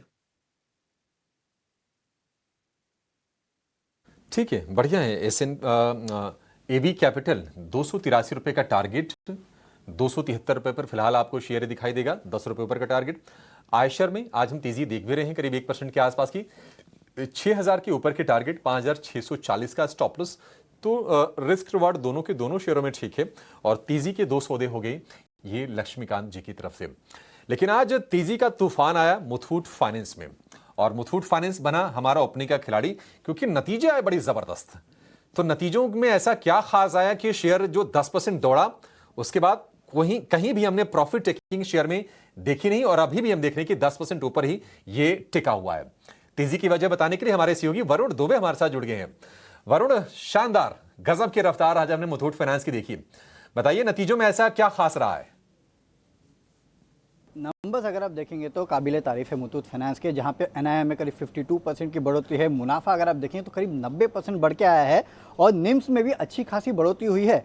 11.27% से बढ़कर 11.51% पे आया है क्वार्टर ऑन क्वार्टर। इसके बाद अगर आप मैनेजमेंट की कमेंट्री देखेंगे तो वो भी काफ़ी स्ट्रांग है। नो डाउट मैनेजमेंट का अभी भी फोकस गोल्ड लोन पे होने वाला है, लेकिन आगे जाके जो नॉन गोल्ड लोन बिजनेस है, कारोबार है, उसको ये बढ़ा के जो फिलहाल 13 से 14% कंट्रीब्यूट करता है, कंट्रीब्यूशन आगे बढ़ा के 15 से 20% तक ये लेके जाएंगे। इसके अलावा जो स्प्रेड्स है उसको आगे भी मेंटेन करेंगे 9.5% के आसपास और आगे कॉस्ट ऑफ फंड्स में अगर रिडक्शन होता है तो स्प्रेड्स में और सुधार होने का अनुमान लगाया जा रहा है। कुछ हद तक ये पास ऑन भी करेंगे अपने कस्टमर्स को। साथ ही साथ रिकवरीज जो है एआरसी से आने वाले क्वार्टर में 100 से 150 करोड़ रुपए के आसपास होगी, ये मैनेजमेंट ने कहा है। मैनेजमेंट का जो ओवरऑल बोरिंग कॉस्ट है वो MCLR से लिंक्ड है और MCLR का जो पास ऑन है प्राइजेस का या फिर रेट कट का, वो आने वाले क्वार्टर्स में आपको देखने मिलेगा। यानी कि इसका एक साफ संकेत है कि आने वाले दिनों में कॉस्ट ऑफ फंड जो है वो इस कंपनी के और कम हो सकते हैं। और ओपेक्स जो है वो इसी लेवल के आसपास रहेगा, ये मैनेजमेंट का कहना है। और साथ ही साथ ब्लेस्टर माइक्रो फाइनेंस जो कि इस कंपनी की माइक्रो फाइनेंस सब्सिडी है, इनका कहना है कि Q3 FY26 तक हो सकता है कि वो मुनाफे में आए। आपको याद होगा मन्नपुरम ने कहा था कि आशीर्वाद माइक्रो फाइनेंस जो है वो Q4 में प्रॉफिट में आ सकता है। इनका कहना है कि उसके पहले प्रॉफिट में आ सकता है। तो ये भी एक बहुत बड़ा टेलविंड या फिर ट्रिगर है जिसकी वजह से आप स्टॉक प्राइस में इस तरह की तेजी देख रहे हैं। इसके अलावा तमाम ब्रोकरेज हाउस आप देखिएगा, Morgan Stanley, CLSA, Bernstein, Nuvama, इन सब ने अपना प्राइस टारगेट जो है इस काउंटर पे बढ़ाया है। 2700 से रुपये लेके 2900 रुपये तक के आसपास के प्राइस टारगेट जो है वो इस काउंटर पे दे रहे हैं, क्योंकि काफ़ी अच्छे रिजल्ट्स पीयर्स के मुकाबले अगर आप देखेंगे तो नतीजे जो है वो कंपनी के काफ़ी अच्छे हैं और आने वाले दिनों में और सुधार हो सकता है। तो ये वो ट्रिगर है जिसके बाद आप देख रहे हैं कि मुथूट फाइनेंस में इस तरह की तेजी आज देखने मिल रही है।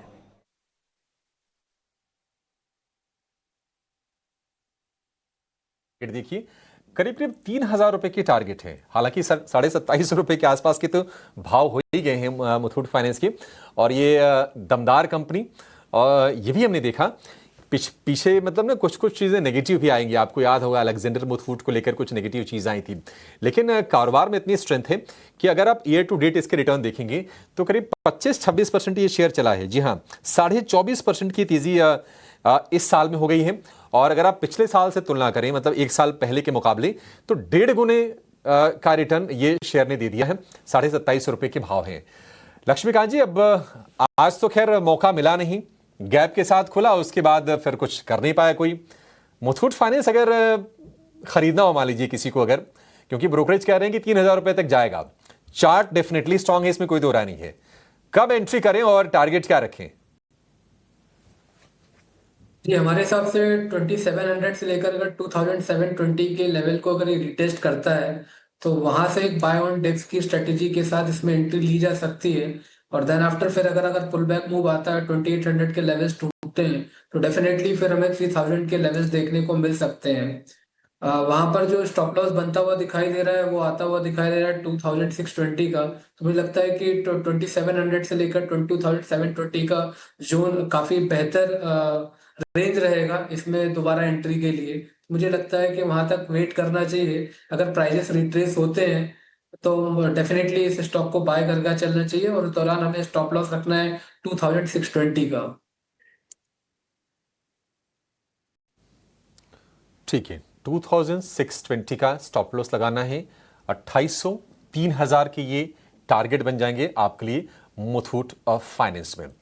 एक छोटी सी ब्रेक का वक्त हो गया है, बस यूं गए और यूं आए, और उसके बाद आपके लिए बेहतरीन हम BTST या फिर STBT की ट्रेड जानेंगे। लेकिन STBT और BTST करना है या नहीं करना है ये भी समझेंगे अपने दोनों एक्सपर्ट से।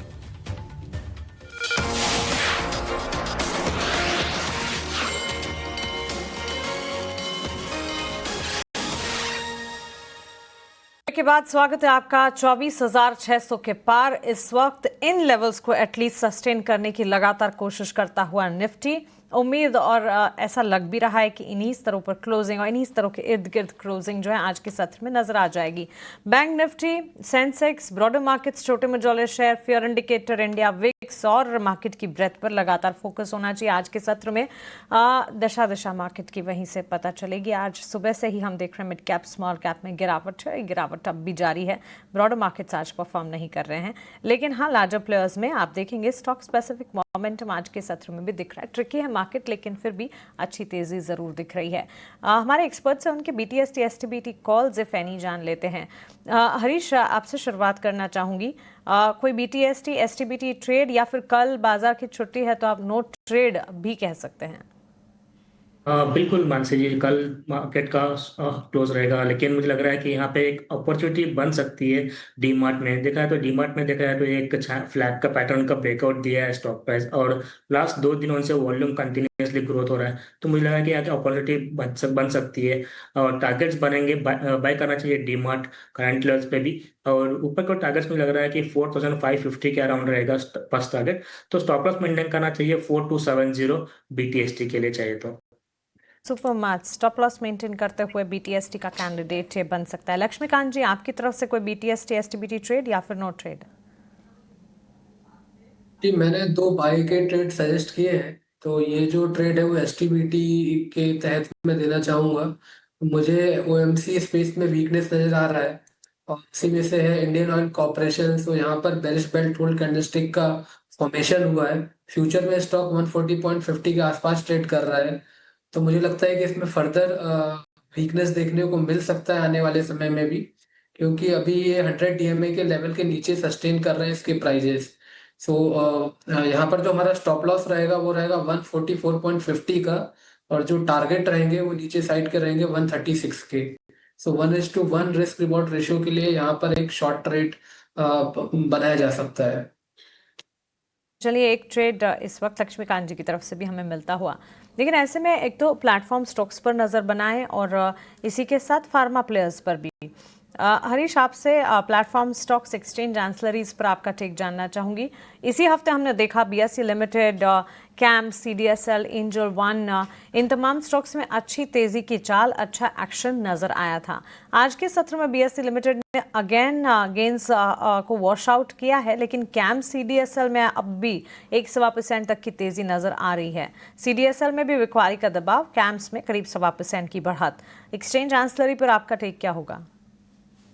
बिल्कुल मानसी जी, अगर देखा तो लास्ट 2 दिन में थोड़ा रिकवरी देखने मिल रहा था एक्सचेंज में। अगर उसमें BSE की बात करते हैं, देखिए BSE में पहला एक स्ट्रॉन्ग बेस बन चुका है जहाँ पे 2350 के अराउंड, वहां से बिल्कुल रिकवरी देखने मिल रहा है। लेकिन अभी तक एक रेंज में है स्टॉक, जो ऊपर के और रेजिस्टेंस है 2570 का है। मुझे लग रहा है कि ये प्राइस जो जब निकलता है, मुझे लग रहा है कि स्टॉक में फिर से एक बार रिवर्सल देखने मिल सकता है, फिर से एक बार तेजी की ओर मूव हो सकता है ऊपर की ओर। उस टाइम पे मुझे लग रहा है कि 2100 का लेवल्स तक एक्सटेंड कर सकते हैं ऊपर की ओर। तो फिलहाल के लिए BSE जो है एक लिमिटेड दायरे में है, कंसोलिडेशन में। अभी तक थोड़ा वेट करना चाहिए जब तक स्टॉक प्राइस एटलीस्ट 2550 के ऊपर निकलता है, तब भी जाके मुझे लग रहा है कि बाय करना चाहिए BSE में। अगर दूसरा स्टॉक में अगर बाय करना है तो मुझे लग रहा है कि MCX एक जो स्टॉक है, लास्ट 2 दिन से बाद आज के ट्रेडिंग सेशन में थोड़ा बहुत प्रॉफिट बुकिंग देखने मिल रहा है। मुझे लग रहा है कि एक बार stock price MCX 220 day moving average के आसपास मूव हो रहा है, तो मुझे लग रहा है कि यहाँ पे एक अपॉर्चुनिटी बन सकती है, क्योंकि ऑलरेडी करेक्शन आ चुका है 2 दिन के रैली के बाद। तो मुझे लग रहा है कि डिप्स जो भी है, मुझे लग रहा है बाइंग के लिए, अक्यूमुलेशन के लिए कर सकते हैं। और ऊपर मुझे लग रहा है कि 8700 के तक ऊपर चांसेस हो सकते हैं बाइंग। तो करंट लेवल्स पे अगर किसी को बाय करना है तो बिल्कुल बाय कर सकते हैं, और स्टॉप लॉस मेंटेन करना चाहिए 7850 का MCX में। ठीक है, MCX को लेकर ये व्यू आपके सामने। लेकिन इस बीच आप देखिए, वाणिज्य सचिव का बयान आ रहा है कि सितंबर अक्टूबर तक US के साथ ट्रेड डील कर लेने का लक्ष्य है। अब ये थोड़ी सी ना, मतलब जितना ये लंबा मामला खींचेगा बाजार में ना, उतनी ज़्यादा हम देखेंगे कि अस्थिरता बढ़ेगी। कॉमर्स सेक्रेटरी हैं सुनील बर्थवाल साहब, उनकी तरफ से ये स्टेटमेंट आ रहा है। अभी ओमान के साथ ट्रेड डील को लेकर जानकारी वो दे रहे थे। अब ये बयान आया है कि सितंबर अक्टूबर तक US के साथ ट्रेड डील पूरा करने का लक्ष्य है।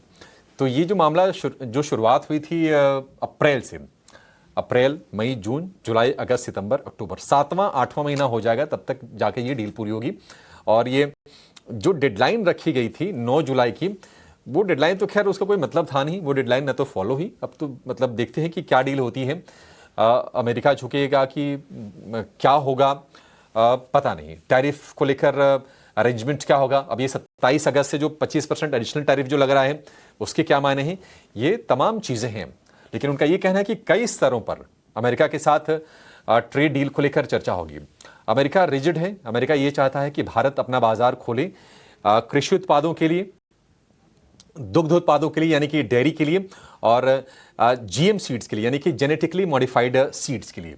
और भारत अड़ा हुआ है कि नहीं, हमारे छोटे किसानों से के हितों से जुड़ा हुआ मसला है, तो हम इसको ओपन अप नहीं कर सकते, क्योंकि अमेरिका के एवरेज अगर आप लैंड होल्डिंग देखेंगे तो वो है करीब करीब 250 हेक्टेयर के आसपास। हमारे यहाँ जो एवरेज लैंड होल्डिंग है वो 5 हेक्टेयर से भी कम है। तो वहाँ की चीज़ों में हमारी चीज़ों में फ़र्क है। हमारे यहाँ छोटे किसान ज़्यादा हैं, तो उनके हितों से समझौता कर नहीं सकते। भारत ने बार बार ये रीट्रेट किया है। ठीक है, ये एक अपडेट आ गया है। आगे बढ़ते हैं और हम देख रहे हैं कि निफ्टी की जो तेज़ी है 11 अंक सपाट, कोई एक्शन नहीं। निफ्टी बैंक 160 अंक।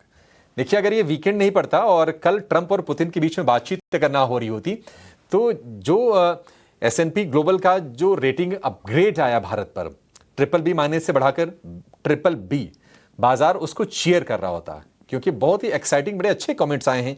लेकिन आज हम उसका कोई असर देख ही नहीं रहे। IT वाईटी से थोड़ा सपोर्ट है, अदरवाइज तो माहौल थोड़ा सा सुस्ती का ही फिलहाल लग रहा है। पावर शेयरों में, एनर्जी शेयरों में आज हम गिरावट का ही माहौल देख रहे हैं। SBI को लेकर लक्ष्मीकांत जी आपसे व्यू जानना चाहेंगी, क्योंकि 325 के आसपास हम अक्सर देखते हैं कि वहां जाके फंसता है, कुछ दिन समय बिताएगा, रिवर्स होके 300 रुपए के 800 रुपए के लेवल पर आएगा। आप जरा बताएंगे कि SBI में करना क्या है? 827 रुपए के भाव स्क्रीन पर दिखाई दे रहे हैं। SBI में पॉजिटिव व्यू ही है। पिछले कई समय के बाद इस स्टॉक में एक हमें तेजी देखने को मिल रही है। हालांकि पिछले मंथ हमने यहाँ पर एक फॉलिंग ट्रेंड लाइन का ब्रेकआउट देखा था 825 के ऊपर, बट वो सस्टेन नहीं हुआ। देन आफ्टर हमें फिर से SBI के जो प्राइजेस हैं वो 100 DMA का सपोर्ट लेते हुए नजर आए। देन आफ्टर फिर से हमें एक उछाल देखने को मिल रहा है। अभी प्राइजेस फिर से 825 के ऊपर आ चुके हैं, तो यहाँ से एक शॉर्ट टर्म पुल बैक 845 850 तक तो दिखाई दे रहा है। और फिर उसके बाद एक बार फिर से रिविजिट करना पड़ेगा किस टाइप के प्राइस पैटर्न रहेंगे। अगर 850 के लेवल के ऊपर एक डिसाइसिव ब्रेक थ्रू मिलता है तो देन आफ्टर फिर से हमें SBI में अच्छी खासी तेजी दिखाई देगी। और फिर जो टारगेट जो एक्सपेक्टेड नजर आ रहा है SBI में, वो आ रहा है 880 से लेकर 900 के जोन के आसपास। तो ओवरऑल जो स्ट्रक्चर है वो पॉजिटिव है, बस SBI में फॉलो थ्रू मोमेंटम का वेट किया जा रहा है। अगर 850 के ऊपर अगर सस्टेन होता है तो डेफिनेटली वो जो फ्रेश बाइंग मोमेंटम ट्रिगर है वो भी देखने को मिल सकता है SBI में। फ्लैश बाइंग मोमेंटम ट्रिगर होता दिख सकता है, SBI पर फोकस होना चाहिए। लेकिन इसी के साथ साथ हरीश, फार्मा सेक्टर पर ना आपका एक टेक मैं जानना चाह रही हूँ। फार्मा बास्केट अच्छी तेज़ी दिखा रहा है, अच्छा मोमेंटम, और डिफेंसिव के तौर पर हमने कामकाज जहाँ पर देखा भी है। ऑफ कोर्स टैरिफ इम्प्लीकेशन को लेकर फार्मा सेक्टर पर भी कुछ तमाम खबरें आती दिखी, जिसके चलते हम देख रहे हैं फार्मा सेक्टर में जो वन साइड अपसर्ज था वहाँ पर मानो वॉलेटिलिटी वापस आती हुई दिखी है। लेकिन हर पोर्टफोलियो में फार्मा सेक्टर से जुड़ी एक स्क्रिप्ट होना ज़रूरी भी है, because one of the sectors जहाँ पर शायद डिमांड में कभी कमी नहीं आएगी। अब फार्मा सेक्टर काफ़ी सारे सब सेक्टर्स में डाइवर्सिफाई हो चुका है, pharma, health care, diagnostic, CDMO, laboratory space. आपके हिसाब से अगर चुनिंदा प्लेयर्स में से, स्ट्रेंथ वाले प्लेयर्स में से फार्मा सेक्टर में अगर अपने पोर्टफोलियो में कोई पर्टिकुलर स्क्रिप्ट जोड़नी है तो कौन सी स्क्रिप्ट होनी चाहिए? और ये सब सेगमेंट्स में से कुछ, एब्सोल्यूट फार्मा में से कुछ?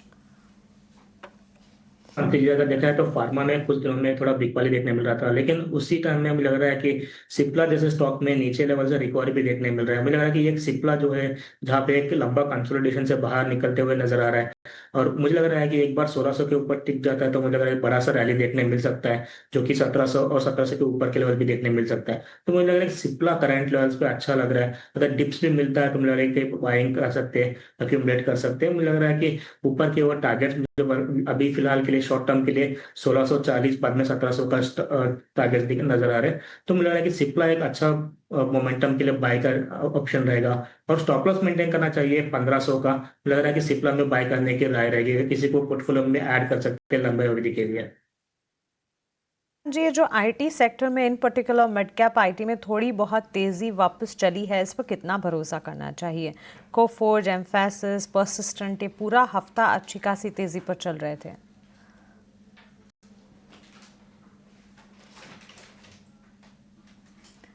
लक्ष्मीकांत जी, ये सवाल आपके लिए, mid cap IT place.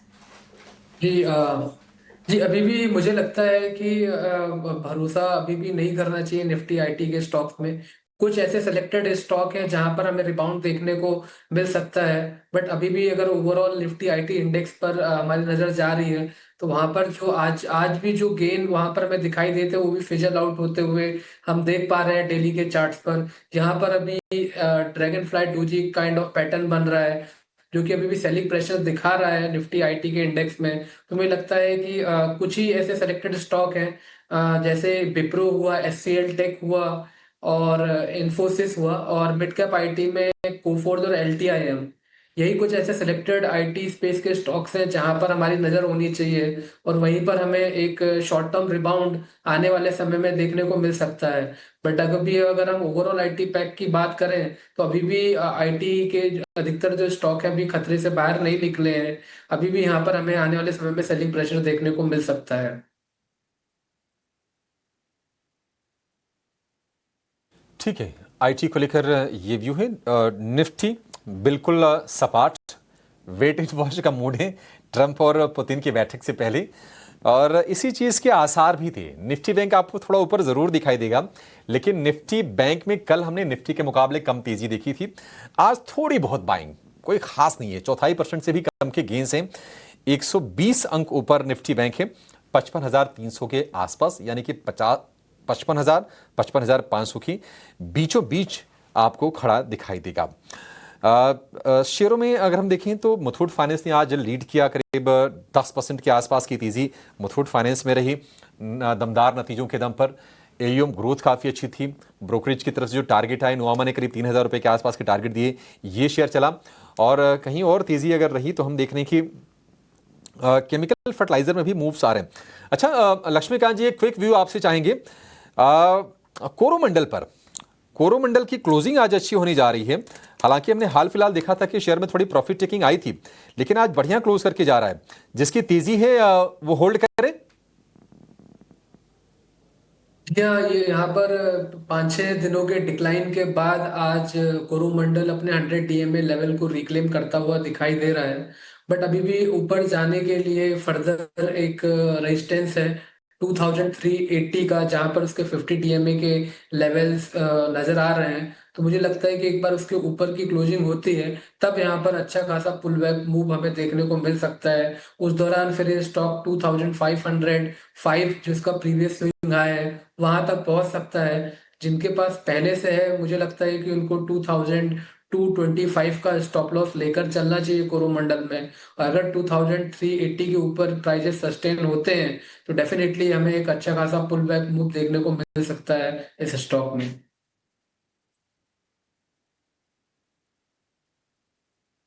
Coromandel को लेकर ये व्यू। निफ्टी आज लगातार दूसरे सत्र में हम देख रहे हैं कि 100 ईएमए यानी कि 100 एक्सपोनेंशियल मूविंग एवरेज, इसके ऊपर क्लोज कर रहा है।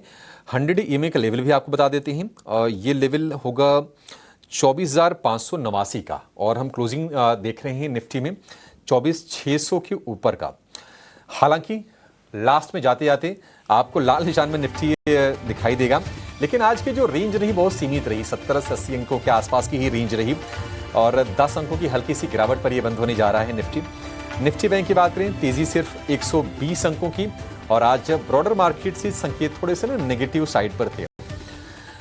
Nifty mid cap, Nifty small cap 0.25% से लेकर आधे % के आसपास की गिरावट हमने इन शेयरों में देखी है और उसी के चलते हमने देखा कि 1000 शेयर आपको तेजी वाले दिखे, लेकिन 1750 शेयर गिरावट वाले दिखे एनएससी पर।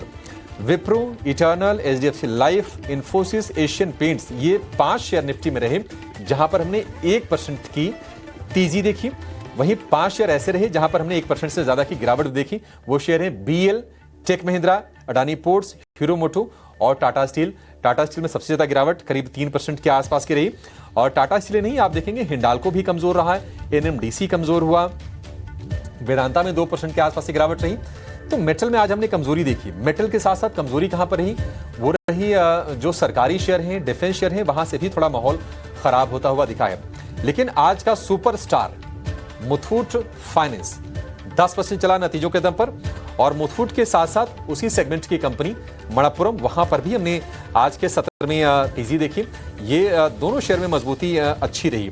इसके अलावा वेलिएंट ऑर्गेनिक्स हो गया, Dishman carbogen, Sterlite take, Coromandel, ये करीब 4.5 से 5% की तेजी पर ये जाके बंद हुए हैं।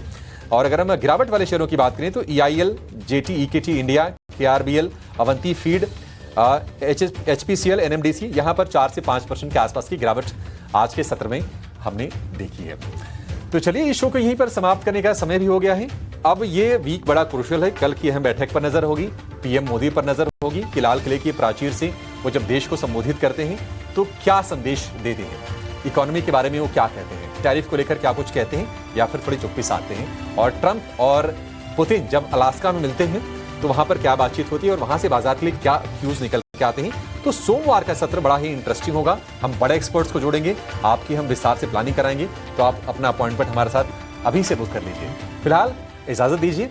बहुत शुक्रिया लक्ष्मीकांत जी और हरीश जी आज समय देने के लिए। फिलहाल मानसी को, शरद को आप और मुझे आप इजाजत दीजिए। एक छोटे से ब्रेक के बाद कराएंगे आपकी हम सोमवार की तैयारी, यानी कि अगले हफ्ते की तैयारी। आपकी जाएगा नहीं। नमस्कार।